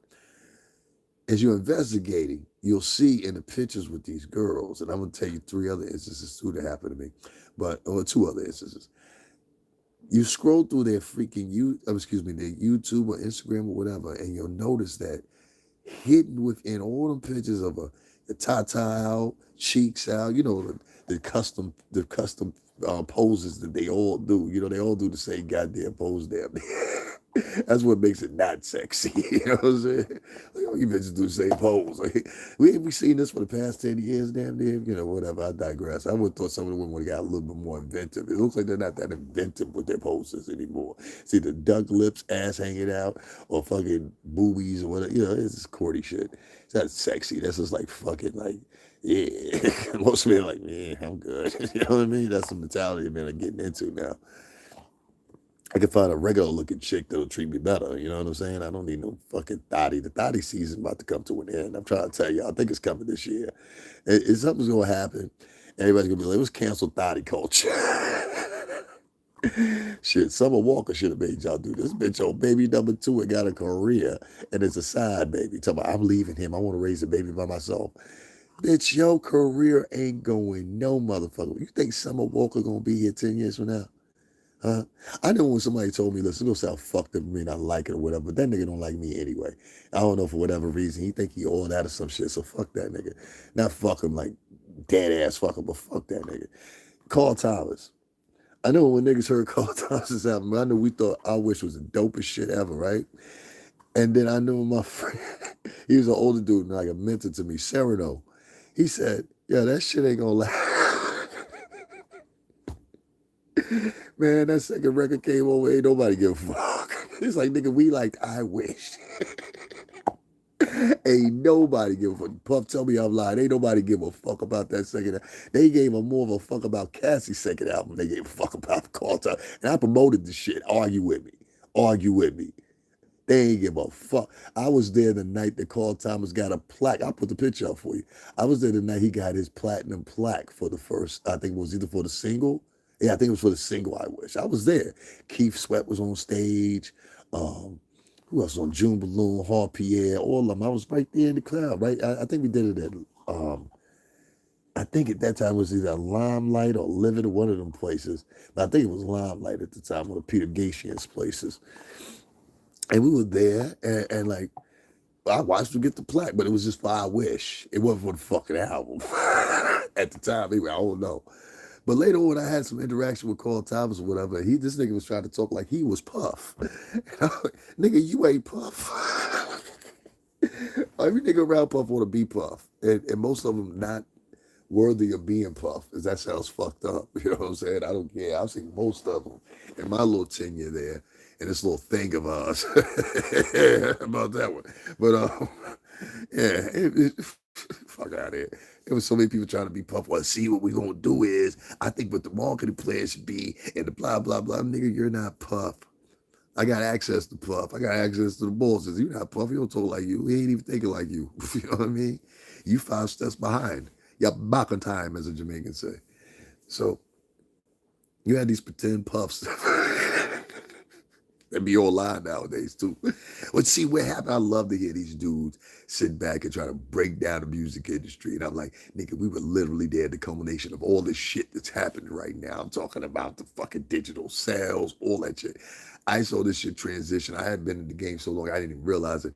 I had watched this shit transition from fucking cassette tapes to fucking CDs to mini CDs or whatever them fucking things were. Then switched over to Napster. Then Apple grabbed Napster's plan after they had motherfucking been brought in front of Congress for giving out fucking illegal files. And that's really what fucked the game up. Napster. Nobody ever mentions them motherfuckers, but they really fucked up the game, the music game. As far as anybody responsible, a lot of y'all blame the record labels, a lot of y'all blame the managers and the people that sign people and shit like that. But really, no, it was Napster that fucked up the game, because what it showed was, unless you was in New York City prior to that, that was the only way that you could really go. DC, and I'll say maybe Florida and LA. That was the only place you could get like a bootleg CD or DVD or whatever at the time or whatever. Those were major cities where it happened. And if other cities had them, it would be people that went to those cities to go get them, right? When Napster dropped, Napster was basically giving away whole fucking albums for free. You want this album? You want that album? Here you go. Just type it in. Wait for the stem to pop up. Download it. It took millions upon millions of dollars out of it. I think Apple, and I don't think nobody gives Napster credit for this. Steve Jobs, not even 2 years later, copied their whole fucking plan and made it the iTunes fucking store. And I'm not trying to diss Steve Jobs, but nigga, you stole that idea from them. Like, let's say you cut some quarters to try to make it look spiffy, like you didn't steal it, but you did. But Napster, in my opinion, I will still stick with it. And the federal hearings that they had for Napster, that's what fucked up the game right there. And nobody highlights that. They all circumvent. Well, the streaming companies are allowed to do pennies on the dollar because they know just as well you get the shit for free now. It's not worth the same way it was worth no more. It's a lot of people in the music industry are like motherfuckers trying to sell I don't know, free base cocaine in 2022. Yo, my nigga, ain't nobody buying that shit. Them niggas want the fentanyl. You know what I'm saying? So, it's like, it's crazy because, irregardless, man, the music business is going to deteriorate even more monetarily. You're going to have to start depending on other means of income and being a little bit more inventive. These guys nowadays are not very inventive very much. They don't really have too much to say in their albums. The lyrics ain't shit. You know what I mean? For the most part. And I don't mean like the lyrics ain't shit, meaning like they ain't up to par or whatever. I just listened to King Disease 3 tonight for the first time. There's only like 5 songs on there I like. It's never ever been on Nas' song, a whole complete Nas album I like. I like Nas, but he's an older artist, but I don't like all his songs. He says so aging got nothing to do with it. It's more so for me, and I'm just saying personally for me, it's more so for me seeing how can I say it? It's more so for me hearing an artist and that artist has something to deliver and say. And I think except for the bravado talk and the sassy shit that comes from the girls, and now all the girls are beefing with each other and shit. This one don't like this one support this one. Oh, okay, girl, we a team. Let's jump team. You know what I'm saying? Like, it's just crazy. If anything, I think Cardi B and who does you running around with Glorilla, y'all two bros need to do a fucking album together. Stop bullshitting for the moment pass you. All right, tell your motherfucking managers and shit. I said the shit. I'm tagging you some shit, Cardi, because you be fucking with people if you know they got some realms around the Bronx. I noticed that. You know what I'm saying? I stopped through the Bronx to this day. You know what I'm saying? Brooklyn too. You know what I mean? And I'm talking about in the trenches. We be in some place, we be in danger. Like, literally. You know what I'm saying? Y'all talking about that trench shit. I go there by myself. You know what I mean? And I'm not challenging people. I just, I ain't fucking with nobody. You know what I'm saying? Most of the time, if you really walk it like that, some motherfuckers ain't gonna approach you anyway, unless they on that. You know what I'm saying? What you'll find is the dust bunnies will approach you because they try to prove something because they can't go over there and do it with the real niggas until they find out, oh, he a real one. I can't do that with him either. No, son, I'll smack the shit out of you. You notice when I said what I said to homie tonight, he was like, yo, oh, all right, cool. There was a reason he said, all right, cool. Y'all don't get it. I get it. Well, no, nigga. It's late at night. You walking up to me, interrupting my live, asking me for a motherfucking cigarette when you clearly sat behind me for. That's what prompted me because the nigga sat behind me for like 5, 10 minutes. It had to be just listening to me. Then he came over and interrupted me. I don't appreciate that shit. That's why I give him a cigarette. People's like, you being mean there, fuck that nigga. That's a drug addict homeless dude. That ain't no homeless dude that's in need. That's a drug addict homeless nigga. You don't help them niggas. You try to help them niggas, they're going to get high. I don't believe in getting no money. If you ever in New York City tri-state area, don't give niggas money unless you can tell that they're clean and sober. Tell them I'll buy you something to eat. That's why Duke in McDonald's, he came in there on the right shit because he knew what the deal was. He said, I'm hungry. Can you buy me something to eat? I said, I got you, Pop. Now, for all I know, that nigga might have had a pocket full of money just didn't want to spend his. But I know how it is to be elderly. I don't know how it is, but I'm just saying, you're on a tight budget. You know what I mean? You can't get out and work no more, so you got to work with the money you got, So, and there's some elderly people that are working too, and I'm going to do more on that because as I was coming home tonight, I see more elderly folks that were black and brown out in the streets. And that's why I said this nigga Puff, man. I said it the other day when I was in front of the office. Nigga, if you got an organization about homeless people, you getting hoity-toity motherfuckers to cover that shit and give their input and all that shit. Those are niggas that when he went through it, nigga, what's wrong with you? You retarded or what? Have you lost your pizzazz? Like, I'm glad you got the new #1 single, whatever. But nigga, you think a little off kinder sometimes. You got a nigga that's part of the team that actually went through that. You had an organization. Nobody reached out to me and told me the organization. You know what? Matter of fact, this is the moment for that. And I'll just put this together later. I got a motherfucking issue again with Puff. And matter of fact, you know what? I'm gonna talk about it right now. Fuck it, because a lot of people seem to be confused. No, nigga, I still call it nigga. I fuck that. That's Skinny. Look at Skinny. You had a motherfucking organization that catered towards helping homeless people, feeding them, getting them housed, whatever the fuck y'all doing over there, right? It was unbeknownst to me, unbeknownst to a lot of people that used to work for you formerly and currently, as I found out. All right? And it ain't for no fucking rumor. I found it out. You know I found it out. You know, I can pick up the phone and call most of y'all motherfuckers to this day, right? Okay. So let's not get that fucking confused. And that's what a lot of you fucking vloggers get confused. You know what I'm saying? You think you can pick up, a lot of you motherfucking vloggers be talking. Y'all can't pick up the phone and call certain people no more because you done burnt motherfucking bridges. I'm talking about a lot of y'all specifically that's in the music business. That's why I said, don't ever ask me nothing about his kids. I'm talking about, don't ask me about kids. Don't ask me about Kim Porter. Because I know once you start talking about shit like that, you can't come back. You understand what I'm saying? Like, you can't come back from that. You start talking about somebody's mother, you can't come back from that. You understand what I'm saying? But if I got something personal with you, nigga, like, we could work through that. You know what I'm saying? It's still family. Here's a hug, whatever, whatever. But I'm going to talk my shit. I'm going to talk my shit. A lot of you motherfucking vloggers be fucking lying. Yo, son, I be hearing y'all niggas. Y'all be lying. You understand what I'm saying? And then there's two particular ones that y'all niggas act like two fucking teenagers, and I can see it in your eyes. You're the typical city niggas. I'm not gonna say what borough you're from, but you're the typical city niggas, silly city niggas that run that same game, that corner store game, where you sit back and you like, yo, you know, and I think this too, and I think this too. Like, a lot of people from, like, I don't know, from a certain era in New York, they sound like they never had an education. I don't give a fuck what you say. You know what I'm saying? It just is what it is. And there's a portion that you know we're educated. So let me get me wrong. But there's a segment of New Yorkers that sound stupid as fuck in the octave, the way they talk, the way they carry themselves. This boy walked past me in the fucking Worcester today and had his pants so fucking low that his underwear was. I was like, my nigga, it's 2022. Ain't nobody doing that. Don't you recognize you in Manhattan, son? And his mom is trying to dress, or his girlfriend, or whoever she was, is trying to dress all conservative and like she. I said, y'all don't even match. Don't y'all realize that? You know. I have to watch what I say. There's a lot of you vloggers out here that be lying. Y'all be lying a lot. And then y'all be trying to point y'all finger talking about other niggas are lying. Or prove me that I'm lying.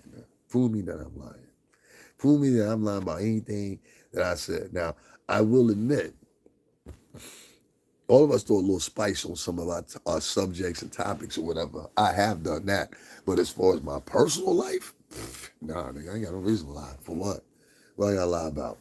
Puff had this organization, and during Thanksgiving, they were feeding the homeless out there in LA. It's a homeless organization. I knew nothing about it.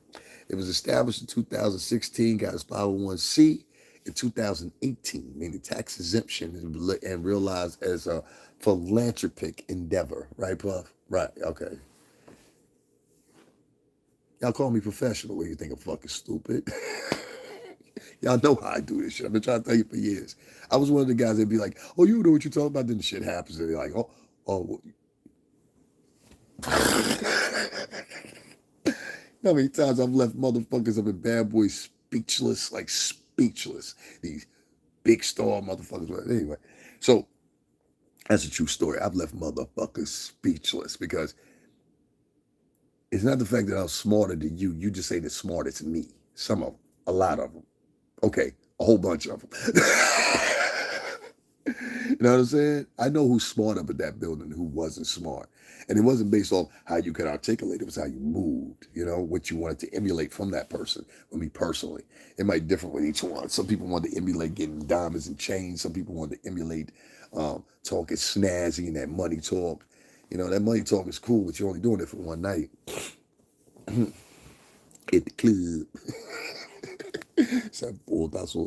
But anyway, it's amazing to me that he had this foundation, right? This 501c. Nigga, how come the fucking organization ain't reach out to me? Huh? How come the organization didn't reach out to our old bro that was out in Queens and he was fucked up? How come the organization didn't reach out to them? Right here in New York City. How come your organization ain't walking through New York City when I showed, and just watch, this is gonna get you, right in front of your goddamn building, your old building with your name on with your name moniker on the sign, you got a homeless encampment.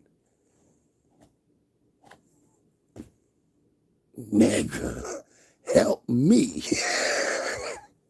And I'm just like, yo, most people would be like, yo, that's fucked up. I'm not saying that. I'm not saying that. What I'm saying to you is this. Hey, somebody should have reached out, but that shit, and they didn't. Now, if anybody thinks I'm wrong about that and knew about my situation at the time or whatever was firmly documented on here, and people that have been long time followers of me, don't you find that reasonable to ask? Huh? Come on, Skinny, you gotta answer that one for me. How come nobody pointed me to the fucking organization that you have that's philanthropic and helping people and shit with turkey dinners? And nigga, listen, don't ever fucking bring cameras when you're doing philanthropic work. Okay? You look like a fucking lame. All right? You don't look like you're there to help people. It's like when Kanye went there to help people in LA and he went on that whole fuck. And I hope that wasn't your fucking organization that year because it looked like the same fucking location. All right? You took the fucking interview off. I'm going to go into that too. I might end this and go into that. Because you took the fucking interview down, but you did the same shit Kanye was doing. Now, come on. Was you trying to sabotage Kanye for your own benefit? Come on now. Come on now, I'm looking at you, nigga. You should have never took that fucking thing. It fucked up the integrity of Jake Taps. It fucked up, and you may not think so now, but it will in the long run. It fucked up the integrity of Drink Champs. It fucked up the integrity of, I think, Revolt TV to a certain extent because nobody expected Revolt to do that. I've never seen Revolt TV yank an interview, and I don't think what he said was in that depth that bad. I've heard, and matter of fact, to be honest, I've heard other people come on Revolt and say way worse. Okay? So I'm not buying it. I'm not buying it. And I'm not buying the notion that you had a fucking philanthropic fucking organization that's a 501c and nigga, you ain't had to all reach out to me. You know what I'm saying? See, I'm doing what I'm doing right now on purpose. You understand what I'm saying? Accidentally, but on purpose. Because it's a whole bunch of shit. Oh, matter of fact, all the shit I've been doing, like I said, I'm smarter than y'all think. I'm actually like, and I'm not toting my own horn. I have, okay, so this is the thing, right? I never bragged about this before. I've been tested. I have extremely high IQ, irregular high IQ. I may not articulate it to you because people are not really intelligent. That's why I always say shit like that. People are not really intelligent. They will try to convince you that they're smart.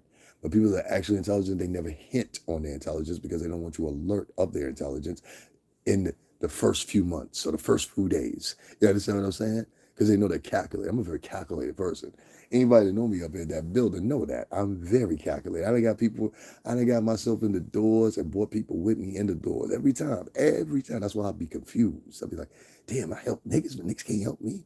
You know? There shouldn't be no reason that I don't wake up and it's $5,000, $10,000 in my motherfucking cash app, $8,000. Yo, I know it's Christmas. I know you're having a hard time. You go ahead and take that little thousand, whatever. You think I'm doing good, nigga? No, I'm just back in the fray. I'm not doing good.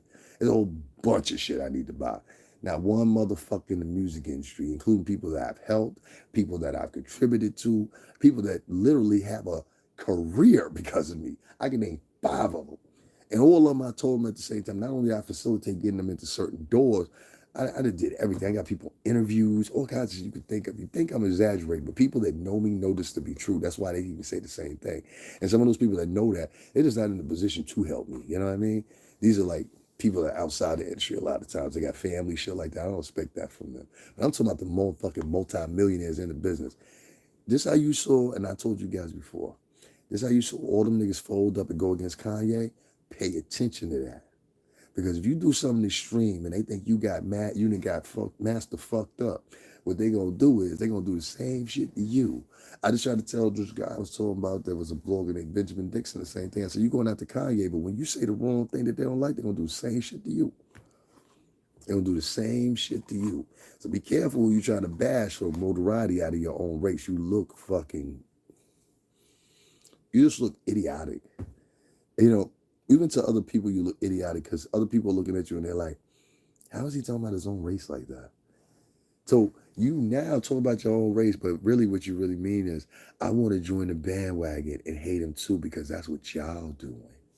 And if you pay attention to who's trying to cancel Kanye, that's the real code. Y'all ain't paying attention. The motherfuckers that were yelling, screaming, fucking get rid of Kanye, that's the coons. They always been coons. The motherfuckers that didn't say absolutely nothing for Kanye, those the coons. Those are motherfuckers, okay, you don't get it. Those are motherfuckers that are scared of missing endorsement deals, scared of getting certain venues mad, because y'all don't know this in depth. This is why I say y'all gotta stop listening to these bloggers and be like, yeah, you know what I'm saying? And a matter of fact, I asked a nigga one day, I said, you talk a lot about the music business. When were you in the music business? I asked him this. He said, oh, don't worry about it. Don't worry about it, nigga. You've never been in the music industry. Shut the fuck up. And if you have, you haven't been in the same capacity I have or the same length. All right? If you have. I asked him what label he worked for. You can't tell me what label you were with because you know I know people at multiple different. You think I just know people with Bad Boy. I know a shit load of people. Not the don't get me wrong here. Not the regular, the niggas. I know the bosses. I got like the real bosses. Not the.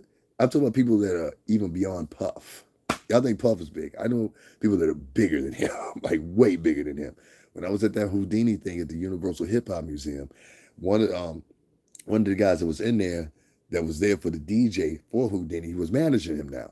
Well, that man used to be Clive Davis's ex-partner. And that man was responsible not only for Clive Davis reaching success the way he did, pivoted out of CBS Records in the 70s and everything like that, but this man was responsible for Reba Jackson, and a whole bunch of other people. You know, if you look up the name, you know what I'm talking about. He's standing right there in front of me. I'm sitting there having a conversation with him. You know what I mean? I know those type of people. I don't really get into, I never did, and I think I was smart at the time. I said, well, I don't want to just talk to, and I don't take this the wrong way. I was like, I just don't want to talk to the niggas in the industry for fucking what? That's what was my mentality. I said, the only nigga I want to talk to is Puff because I like what he's doing. And that was my whole business and why I was so gracious for being at the company because I liked what he was doing at the time. You know what I'm saying? I'd say that I don't so much now, but shit you be doing now is silly. I'm gonna take no fucking camera crew to go feed the homeless nigga. Why you think you saw me today and I was filming in front of the fucking building? I didn't put that man on camera. The man that I paid for his lunch or whatever. I didn't put that man on camera. You just hear the audio. All those people were embarrassed. That's why I know you don't know how to be around those people. It's impossible for you to know how to be around fucking homeless people. Nigga, you've been posh for the past 25, 30 years. Huh?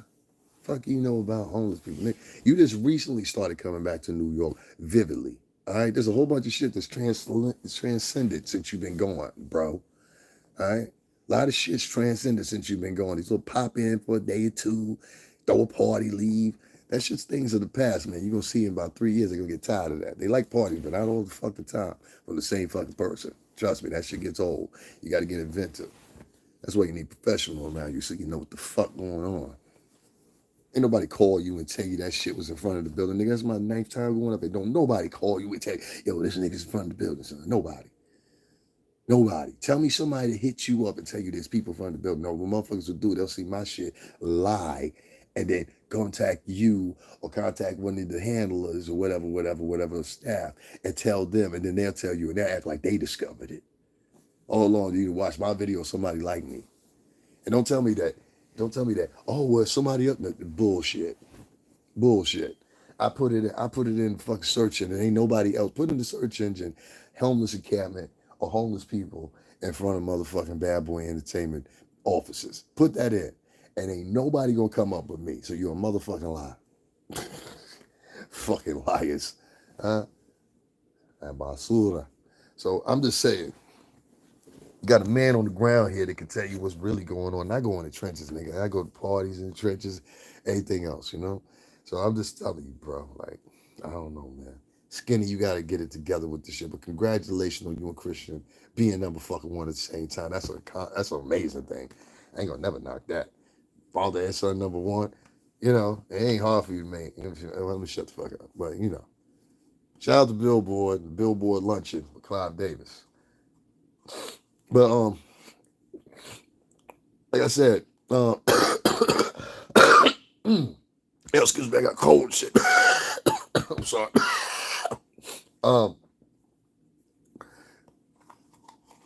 It's funny to me that this organization exists that Puff has. It's a philanthropic organization with 501c tax exemption, and it was established in 2016. How was it now? Got a certification in 2018. That was around the time shit was going on with me, getting ready to start going on with me anyway, until the latter part of 2019. And nobody told me about this shit. Yeah, I think I'm exaggerating. Like I just walked away. I didn't just walk away from that company. Let me tell you a little history real quick. So we worked in the marketing department, okay? And it was me, and I'm gonna say roughly about 20, 25 guys. Not all of them feel the same way I do, because not all of them I've learned to hold. Some of them are just content with what they got. You know what I mean? And that's cool. That's cool, man. If that's what makes you happy, and that what makes you content, then that's cool. I have no problem with that. Everybody got their own degree of expectation, admiration, and their definitive stance on what is. But what you don't have the right to do is take away what I'm saying and try to deduce what I'm saying and act like it don't add up to nothing. That shit right there when it gets chopped. So my comrades, they're content with having what they have and being who they are, and I'm not mad at them for that. That's who they are individually. What I think would have set it up stronger was if everybody would have unified, walked up to Puff and been like, see, this is the thing about black men and Latin men a lot. They like to pretend like they're getting it. Oh, I got money. Anytime you hear a nigga screaming 9 times out of 10 they got money, they ain't pull up in a fucking Maybach or some shit like that or whatever. That nigga ain't got no money. He got high school money. High school money. You know what I'm saying? High school money. That little boy money. Nobody want to hear that little boy shit. You know what I mean? So those are the ones, the loudest ones like that. They usually ain't got too much going on. They got like 10 bands, 20 bands, some shit like that. Like in that movie Paper Soldiers. Oh shit, is this 10 grand? Kevin Hart drops it on the ground in front of Stacey Dash. That type of shit. That's what they do. You know what I mean? They try to show their money. Real motherfucker don't ever show their money. They just pull out that certain card. That shut down the whole shit because it got them wondering. When you pull out that cash, they get their attention. Listen to me again. When you pull out the card, it keep them wondering. When you pull out the cash, it gets their attention. And when you get their attention, they want to take from you. This is why I tell a lot of you men, stop running around acting like you doing this, that 90s. Now, I ain't gonna say 90, that 2010 shit, acting like, bitches was doing that shit, don't you know, fellas? Bitches was doing that shit. But they was motherfucking putting the money stack up to the ear, acting like it was the phone, this shit, oh, you so cute. Nicki Minaj was doing that shit. Amber Rose was doing that shit. I know Boosie said I ain't gonna stop. I give it to Boosie. Boosie was originated. I'm gonna take Boosie out of that shit. Boosie been doing that shit for years. That shit really come from the South. You know what I mean? You get your first 10 bands, you want to show it off, whatever. I get it. But listen, man, there's a difference between big money and little boy money. And some people were content. Like I remember when I was doing my thing. My man said something that ran out cool. He said, "Yo, some niggas is all right with $100." Like literally. I'm sorry. He said, like, literally, some dudes are all right with $100. Like, I mean, honestly, truthfully, my one man had worked out a plan where he was like, "Yo, listen, I only need $100 a day. I make $100 a day in my expenses," and then he moved it up to 130. So I got to spend 30 at least because I got to get food, cab. So he was managing it out by $80, $100. And if you do that every day out of a 30-day period, it actually adds up to a substantial amount of money that you wouldn't have working. Maybe about double the amount you would have if you were working. Let's put it that way. You know what I'm saying? What you get back. So that's fair. And it was just like, yo. And I've heard other people say that about hustlers. They're like, yeah, you some niggas out here with $50. Hey, this is a New York City tri-state. No matter where you live up here, it's expensive. When somebody heard me say I live in one of the most opulent areas in Connecticut, yes, I do. But it's expensive. It's not as expensive as New York by any means, but it's expensive. I live 35 minutes outside of New York. You know what I mean? So it's expensive. Beware of people that try to showboat their money and tell you what they doing, how they doing it, or whatever, and you believe they goofy asses. These motherfuckers been lying their whole entire life. There's a lot of these bloggers that be online, they be lying, lying, lying, lying. But back to my comrades, real quick. I just want to say this. A lot of my comrades are not, they're not into that. And the type of money they into is different type of money that I'm into. I have a flaunderance for being a millionaire. Candace will want to be a billionaire. Ambition of being the first trillionaire. Now I got to outdo Kanye. You understand? And I know how to do it, and I've got it systematically part of that. I have been, and I just matriculated the plan for about the past 15 years, but I know exactly how to execute it and make me become a trillionaire in a very short amount of time. Being that I have the assets and the tools to provide and aid me in my journey. You know what I'm saying? And I mean that. I mean that. And I'm not talking about jumping back on stage being a rapper. I'll still do rap songs and stuff like that. I'm not necessarily talking about being a performer and singing either. I'm talking about something that's very different than that. But still, dip your hand, have your hand in the music business is what I know. And entertainment business, and now matriculating into another business within the media business, slowly but surely with these people I've been talking to lately. I got a lot of shit going on. Y'all don't even realize. Okay, so let me tell y'all. I won't go say nothing. The reason I stayed down to the next day, yeah, was to film for y'all, whatever, whatever, but I had to go somewhere. You understand what I'm saying? To meet with someone. So I went there.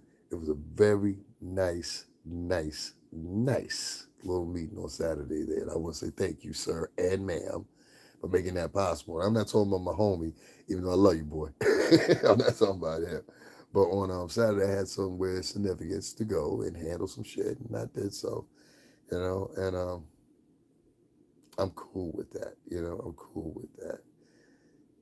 I think for some reason or another, people are not taking the contention that we're in a different time, we're in a different era, and the money that you ascertain now you've got to make stick. Because 5 to 10 years from now, that same money on OnlyFans ain't gonna be here, ladies. It's gonna be shriveled up. Trust me.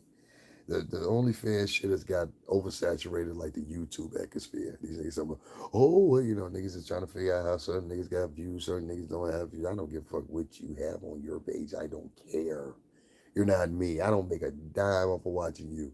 I will reiterate some shit that you said. I might say something back to you, whatever, whatever. But in the scope of everything, I'm not doing no whole podcast on my why I hate vlogging such and such or whatever.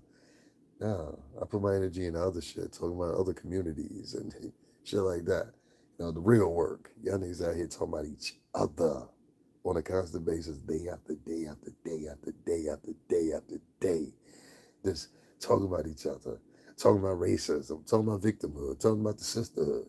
You know, we talk so much about these all same topics as this modus operandi day after day after day after. You can't miss it.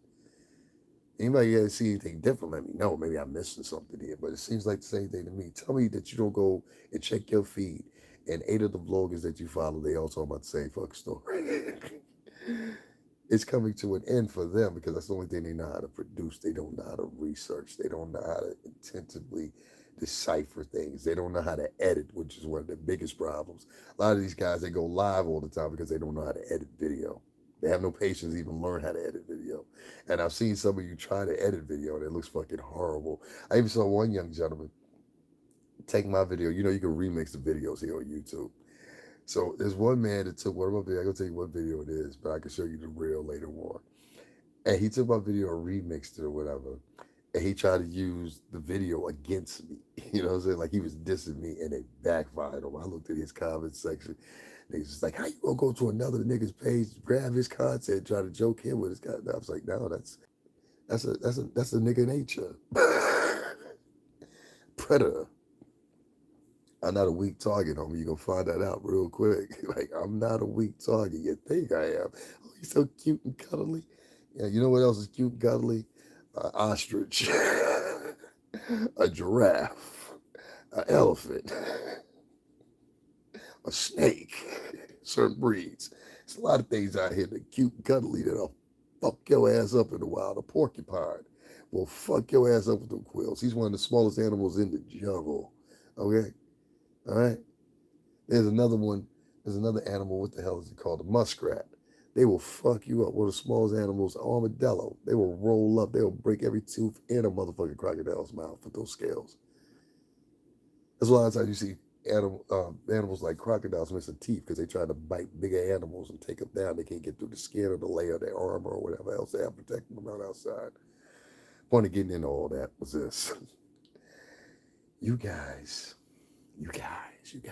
right? I know y'all be thinking I'm fucking crazy, right? I am a little bit. But you guys, for some reason or another, don't get the fact, and I'm just talking specifically to the men. If you don't start saving your money instead of wasting all this quick fly by night money that you're getting or whatever, you're gonna find that you're gonna be broke. I've seen rapper after rapper, singer after singer go broke. Trying to keep up with niggas, trying to showboat with niggas, get leases they can't afford. And at the end of the day, you short off for a bunch of motherfuckers living in public housing. that will shoot you, stab you, kill you, anything for any amount of money that you got. Don't believe me? I am talking about this stuff. Homie, I still hang over the projects to this day in New York. So I don't, I don't get it. You know what I'm saying? Uh, yeah, excuse me, y'all. One of the worst ideas I did tonight, and I really wanted to do that video, was go up to Trump Tower and do that piece about Kanye. I wanted to talk about it. Y'all make sure y'all go check that out if y'all have it or whatever. I give my thoughts and everything else about him running for president. It's not gonna be what a lot of people want to hear. It's not an endorsing him, but it's really just telling him, no, you don't need to do it this way. I see people logging in, logging out, whatever. I don't give a shit. Like, I hope those are staying with me. I hope y'all stay with me and rock with me. And guys, make sure you donate to the Cash App, $ STRINGERBELL80. This is the first time mentioning it, and I've been going for 2 hours, so I think I earned that. You know what I mean? And shout out to everybody that donated this recently on my little excursion. Y'all really made me through or whatever. Now y'all see how it's moving. It's small shit, right? You know what I mean? I need to get something to eat. I need to get some coffee and keep me up or whatever, whatever. Between Saturday and between Friday night and Saturday, I slept for 2 hours. I think it was 2 hours. You know, I was up kicking it with my peoples and shit. My homeboy was wild up. We was having fun, you know what I mean? Kicking in, having a good time. I stayed up. You know what I'm saying? I went with no energy to my little meeting I had with two individuals. I ain't gonna put that out there because niggas will try to sabotage or whatever. But I met with two important people. You please believe that. And I'll say they're in charge of a production that I'm trying to be part of. You know what I mean? In the future, it's coming up. It's not immediate, but in the future. And it's something that not only can I make a lot of money off of it, but also would be a very excellent look for me, you know? And it was all based off how I was dressed. Isn't that the funny thing about it? All based off how I was dressed. And I was just at the right place at the right time. And somebody complimented one of my pictures when I was in the Starbucks in Brooklyn. It's a big Starbucks down in Brooklyn. It's called it's like this upscale Starbucks, basically. They got another one in Manhattan by the Empire State Building, I think. And I know there's one down by Chelsea, but it's like an upscale fucking Starbucks. It's really, really nice. You know, coffee in there costs like $1 more or something like that or whatever. Then someone will try to hustle you while you're in there, but it's nice. And so I was in there. These people are people of color. They're not white people. These are people of color. And they've got some big things coming on upcoming. You know what I mean? Both of these individuals are younger than me. You know, by I don't know, probably like 10 years. So they're like in their early 30s, but very assertive, very smart, very wholesome. Both of them are from Florida. Um, and just very down to business. Like they would tell me, non-disclosures and DAs, da, da, da. They were talking the talk that you're supposed to talk. So I'm like, okay, yeah, I'm with it, or whatever, whatever. I just gave a promise to appear. I ain't signed shit. Fuck that. You got a promise to appear. Let me know when you're ready. We sign then. You know what I mean? Especially if I can ascertain somebody that I got as a reference point as going through, contractual agreements and shit like that or whatever. Hey, what you think about this? All right, boom, boom, don't change this, don't change that. I don't like this language right here, blah, blah, blah, blah, blah, Boom, boom, boom, boom, it's done. Here's a new rendition. Do you agree upon this? You know what I mean? This is how we cited it out, happens. So I'm hoping that works out, and I've been doing a whole bunch of other things that I just don't get to tell you about, writing new music, R&B music, I've released my clothing line, Gustavo, that I have been working on for so long, and hopefully we'll be releasing that this month. The problem I had was linking it with the store. It's a fucking bitch. Like, oh my God. Then you gotta wait for an email to come. Then when the email comes, you gotta wait 2 weeks for them to fucking submit to their team and all that to see what you got on the store is all right. It's fucking great. I'm like, what the fuck is this shit, Like, you do what you gotta do. But we definitely need to get this shit out for Christmas. I want to make sure y'all get stuff for Christmas for me and shit like that. Tears to say I do, da da da da. You know what I mean? So I want to see that y'all do that. I ain't trying to be one of them niggas out or one of them African niggas out there and ain't doing nothing. You know what I'm saying? But selling fake purses. Them niggas been doing that shit for 20 some years. And it got to the point now people ain't even buying that shit no more. Them people just looking at $140 for a fake purse. No, we good. You know what I'm saying? Good for a fake ass person they paid $10 for, or while they paid $10 for. Y'all niggas is wild. At least make it decent. They niggas know it's fake. It's not real Gucci. And yeah. I can't do. Guys, I'm gonna say this to y'all, and I'm gonna head up on out of it because I'm extremely tired. I'm gonna crash for a couple of hours, and then I'm gonna get up and get back to work. I might even do a little bit of work first before I lay down. I think that'd be a better idea because it's now mid morning. What time is it? Like 6:25. I've been with y'all for 2 hours. Wow, started at 4. Guys, especially black men and Latin men, stop walking around this motherfucking mean mugging people because you think you can mean mug people. Somebody's gonna hurt you. You understand what I'm saying? You're killing each other at crazy rates, both black and Latin. You know how many times I go over to the Heights, I go to Brooklyn, I go to fucking Bronx, and someone and the Latin crew has shot up other people. This shit is on camera nowadays. You know what I mean? Like, come on, we're not exaggerating. It's the truth. So it's both black and Latin men that are doing this shit, getting locked up in the jails. You go in the jailhouse, you don't see them with black and Latin faces. They dominate the whole system in there. A lot of Latinos like to pretend like they're not in jail, pretend like they're uneducated, pretend like they got some dream job when the job you got is a bullshit job and job that somebody probably 30 years ago in this country would have paid homage to, but not now. You know what I'm saying? That's like, you the head janitor or whatever. I like James. James got some keys. I like keys. Don't nobody give a fuck about James or even want to strive to be James. You don't think you have to look at this country as a history. Like, my daddy was a janitor. I ain't want to be no fucking janitor. You know what I'm saying? So, it is what it is, man. But you gotta stop like this fucking intentional, this hating each other, or whatever. It's getting to the point now, man, where it's self-destructive for the whole fucking culture. Because what you can't do is you can't even have a sensible relationship or conversation with your brother because they're just so fucking like erratic. It's like talking to a fucking madman. And I'm like, I don't know whether to hug you or shoot you.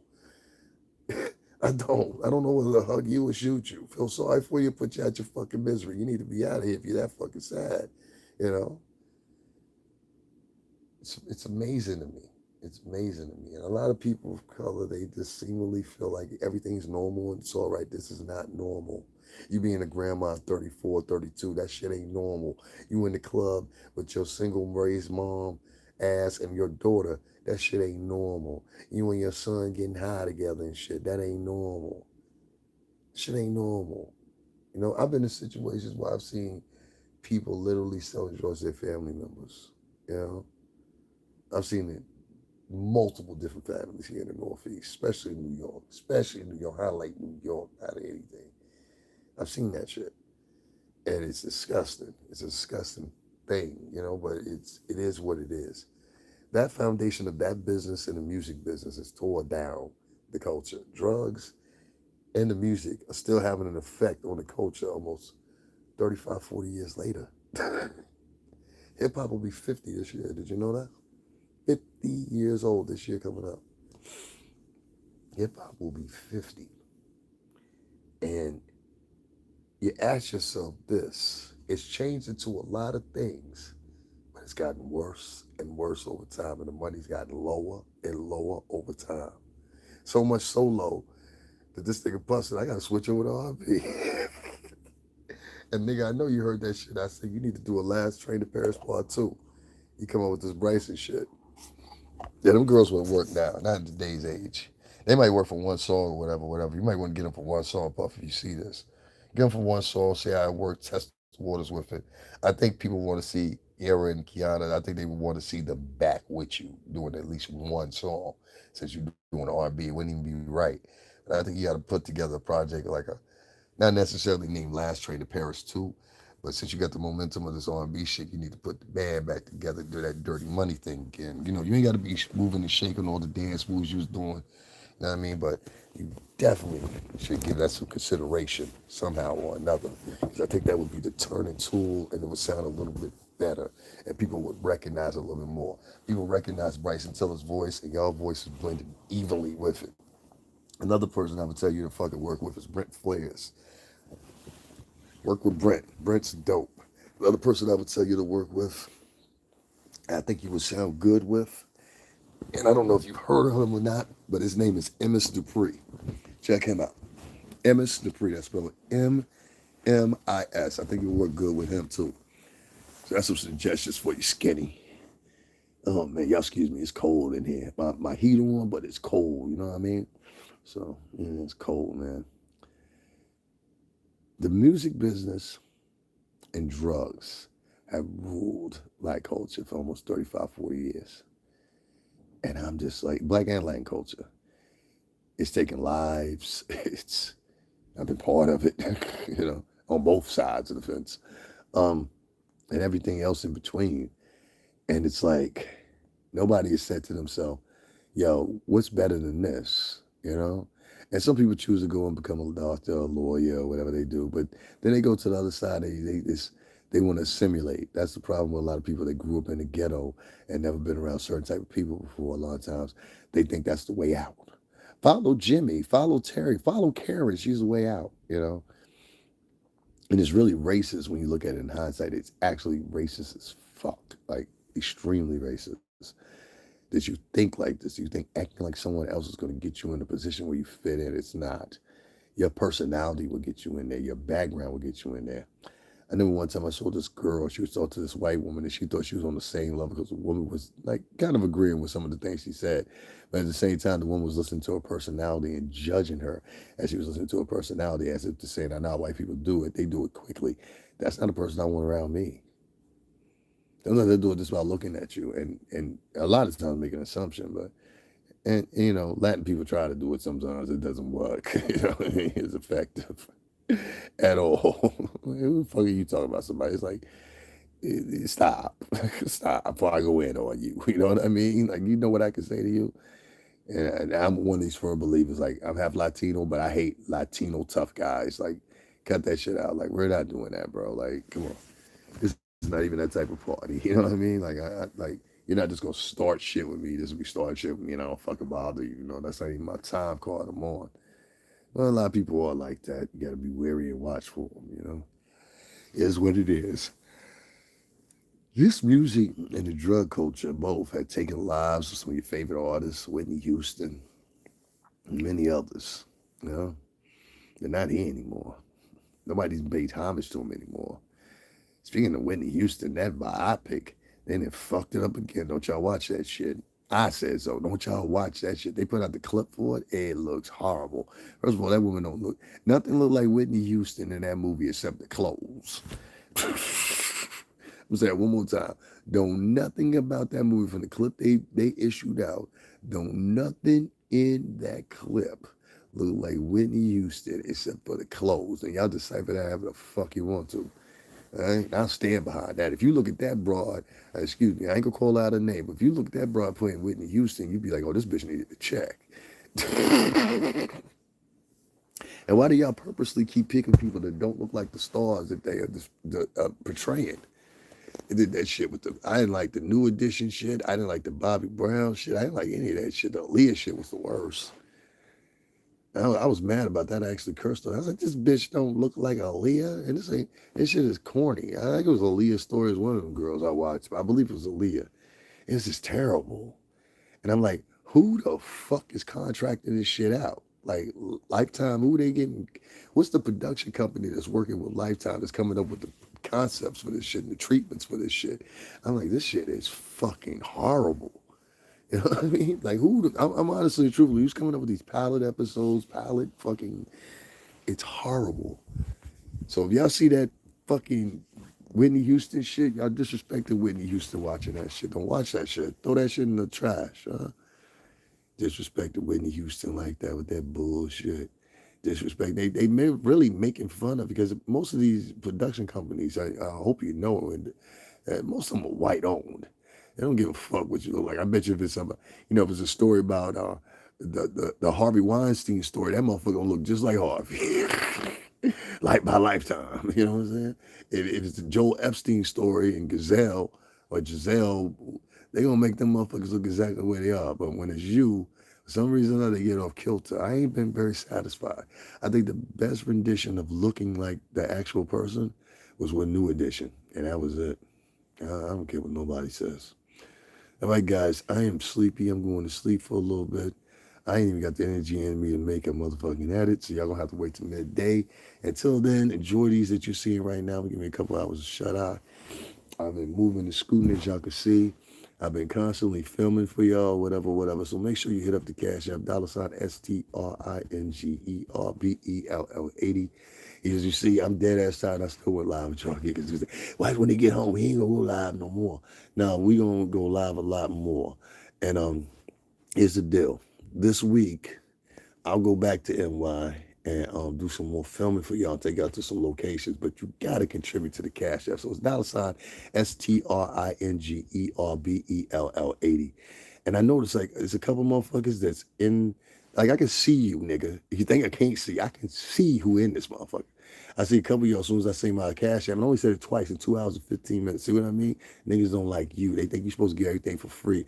If you here and you think I'm supposed to give everything for free, fuck you and everybody live in your house, you cheap bitch. Yes, I said you.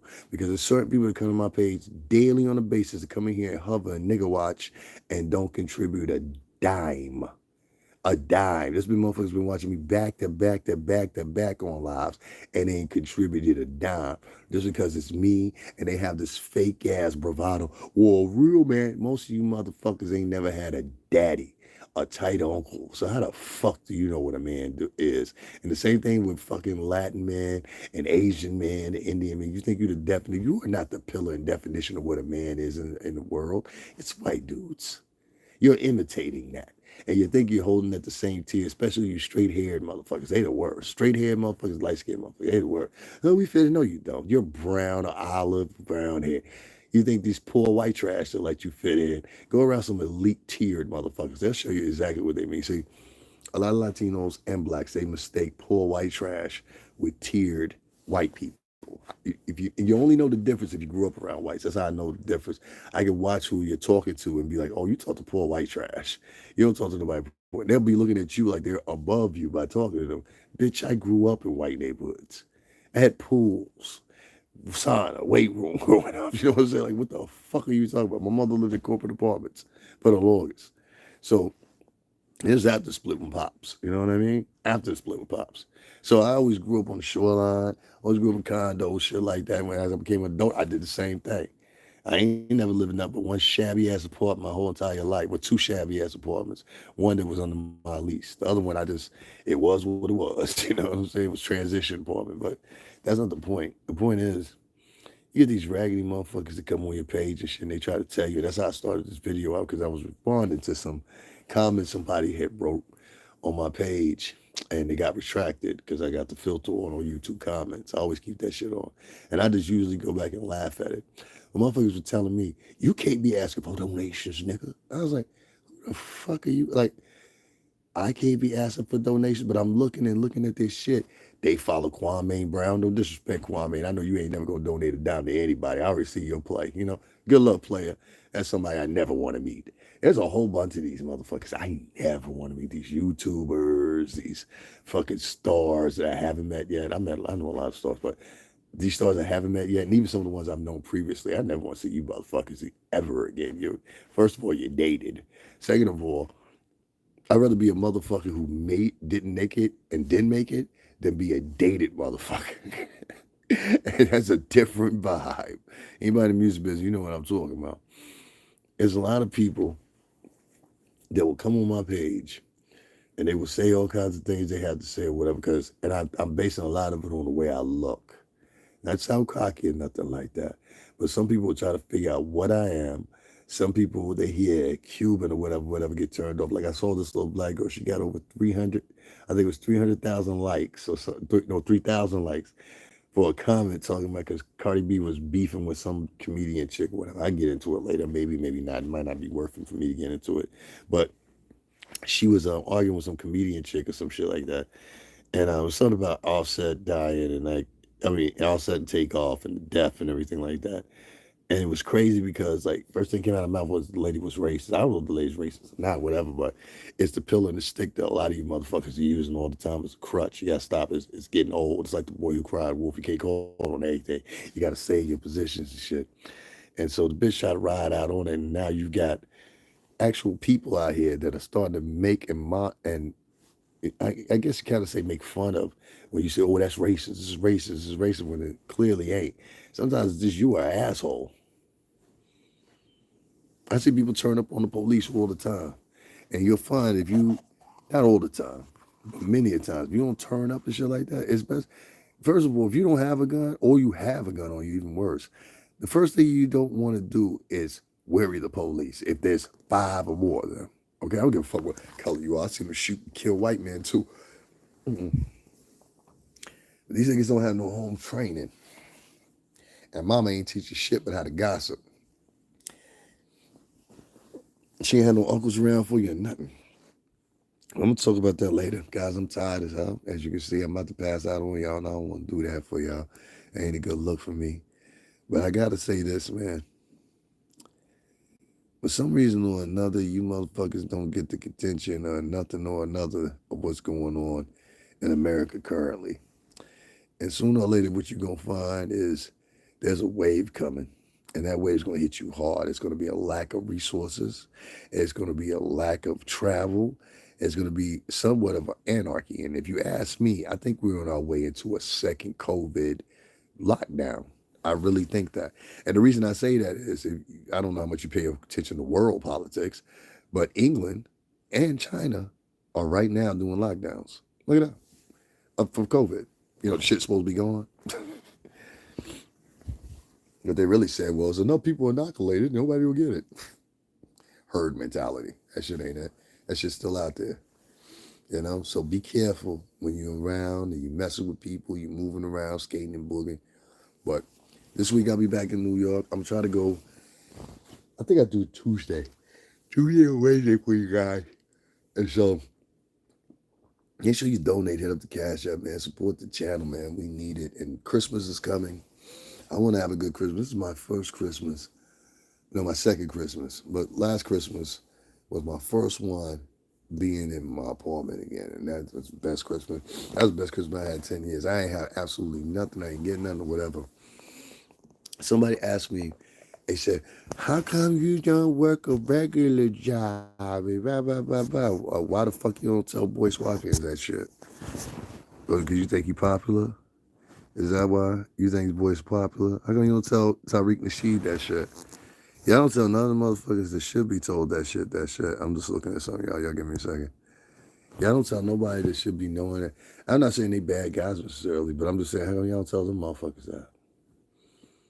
You let a nigga collect $1 million and he ain't never even opened the school yet. Talking about shit open. Open is coming. That shit been coming for 10 years. Oh boy, y'all selective. Y'all like whoever shuck a job, whoever sell you that shit, you know, yeah, and yell and scream and sell you the gossip. That's what you donate to. You guys are turning into complete fucking imbeciles and idiots. And I'm here to let you know because I'm trying to help you and save you. I don't want you to become idiots and dodos and professional buffoons. You understand what I'm saying? And a lot of people nowadays are just basically professional buffoons for online. And it's fucking sad. And the only thing they want to do is bigger and start problems or whatever. And there's a group of loudmouth bitches that are on there that I just want to say, bitch, you can get shot too. Bitch, you can get shot too.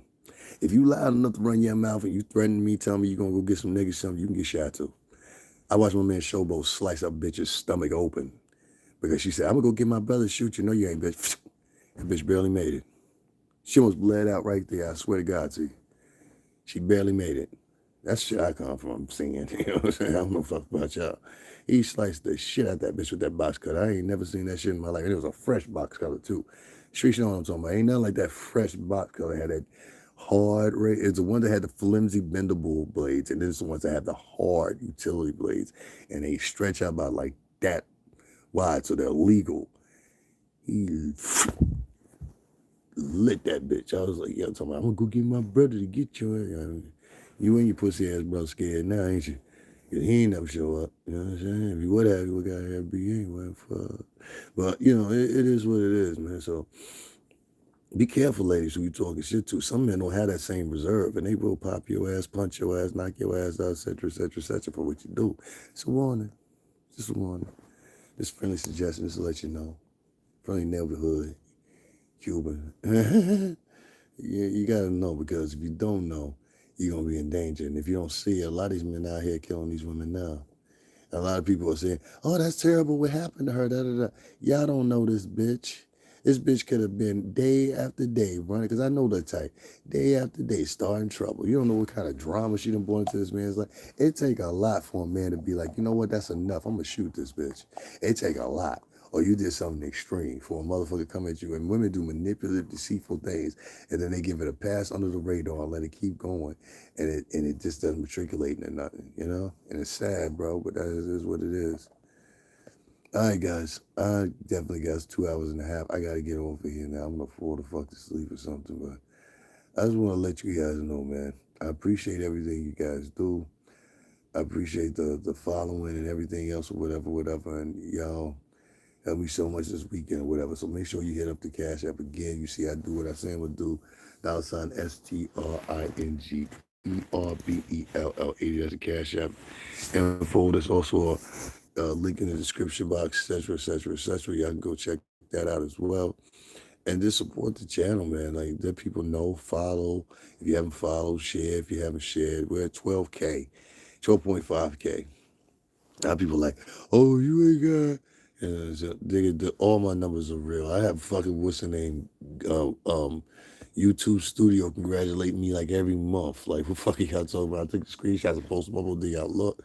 They don't recognize that. They'll tell you your followers are bots or whatever. People write comments in my shit. It's about 1,000. So you're not looking at the right videos. You're looking at shit that you subjectively look at, and then you're moving on to say, oh, well, you know. Shut the fuck up and quit trying to be the artifices for like you the YouTube police or something, homie. We don't fucking know you. And please, this is the last thing. Stop coming to my page telling me what I can and can't get, what I'm allowed to get or whatever. You trying to bully me? Are you trying to bully me? Don't try to bully me. You ain't gonna like when you try to bully me, trust me. And I seen a nigga tonight swing around the corner 3 times in that white Mercedes. Whoever you were, why the fuck you following me for, homie? You looked right at me. You ain't even look across the seat to see the 2 niggas who was standing on the corner, though, did you? You was looking at me. The 2 niggas that you looked at briefly, that second time you went around the corner, you must have got it, because that's when you left.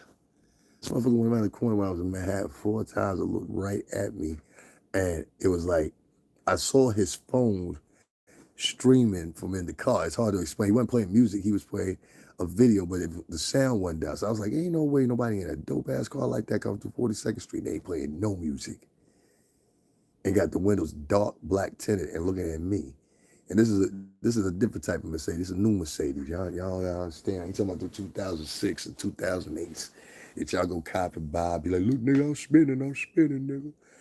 Nigga, fuck out of here. You don't impress me with used cars. I don't like used BMWs like that. I don't like used Mercedes like that. If you're going to stun in them, you pull right up into the city housing projects like an idiot in a $40,000 lease on a car. Nigga, your priorities fucked up. I'd rather walk to my crib than motherfucking drive to the projects and live. Fuck that shit. Now, I'm not trying to diss nobody. That's just plain out truth, bro. You know? That's just is what it is. Shit. I don't know what's wrong with him, man. I'm gonna put this. I'm gonna put this right here, y'all. I'm fucking tired as hell, but I'm trying to rock with y'all. Maybe make this shit like 4 hours or something. I don't know. Talk to y'all a little bit while I'm here. I'm tired, but I gotta work. I gotta grind. You know, everybody wanna see shit a certain way, blah, blah, blah, blah. You know how that go. But don't wanna contribute nothing. It's crazy. All right, guys. I gotta lay down. I can't hang no more. And if I do hang anymore, I'm gonna pass the fuck out. But I hope you enjoyed the show. Please show up again. All the uploads, share this shit, donate, $STRINGERBELL80. Here's all your consideration. Cash App, GoFundMe is also in the description box. And there's an Amazon wish list, which I'm gonna fix. TMH Global. I saw what you was talking about. I'm gonna fix that shit today as soon as I get it. I swear, Brody. I've just been like, I don't know. I need to deep sleep today. I'm about to give you some yogurt and try to stay up a little bit. I don't know. Oh my God. I am like fucking beat, dude. Like seriously. I don't know. What's up with y'all? Y'all write something in the chat room. Let me know what's going on with y'all, man. What's up with y'all? Nothing? All right. We ending this. Good night, guys. Well, good morning. Like I am. And donate to the Cash App, man. Support your boy.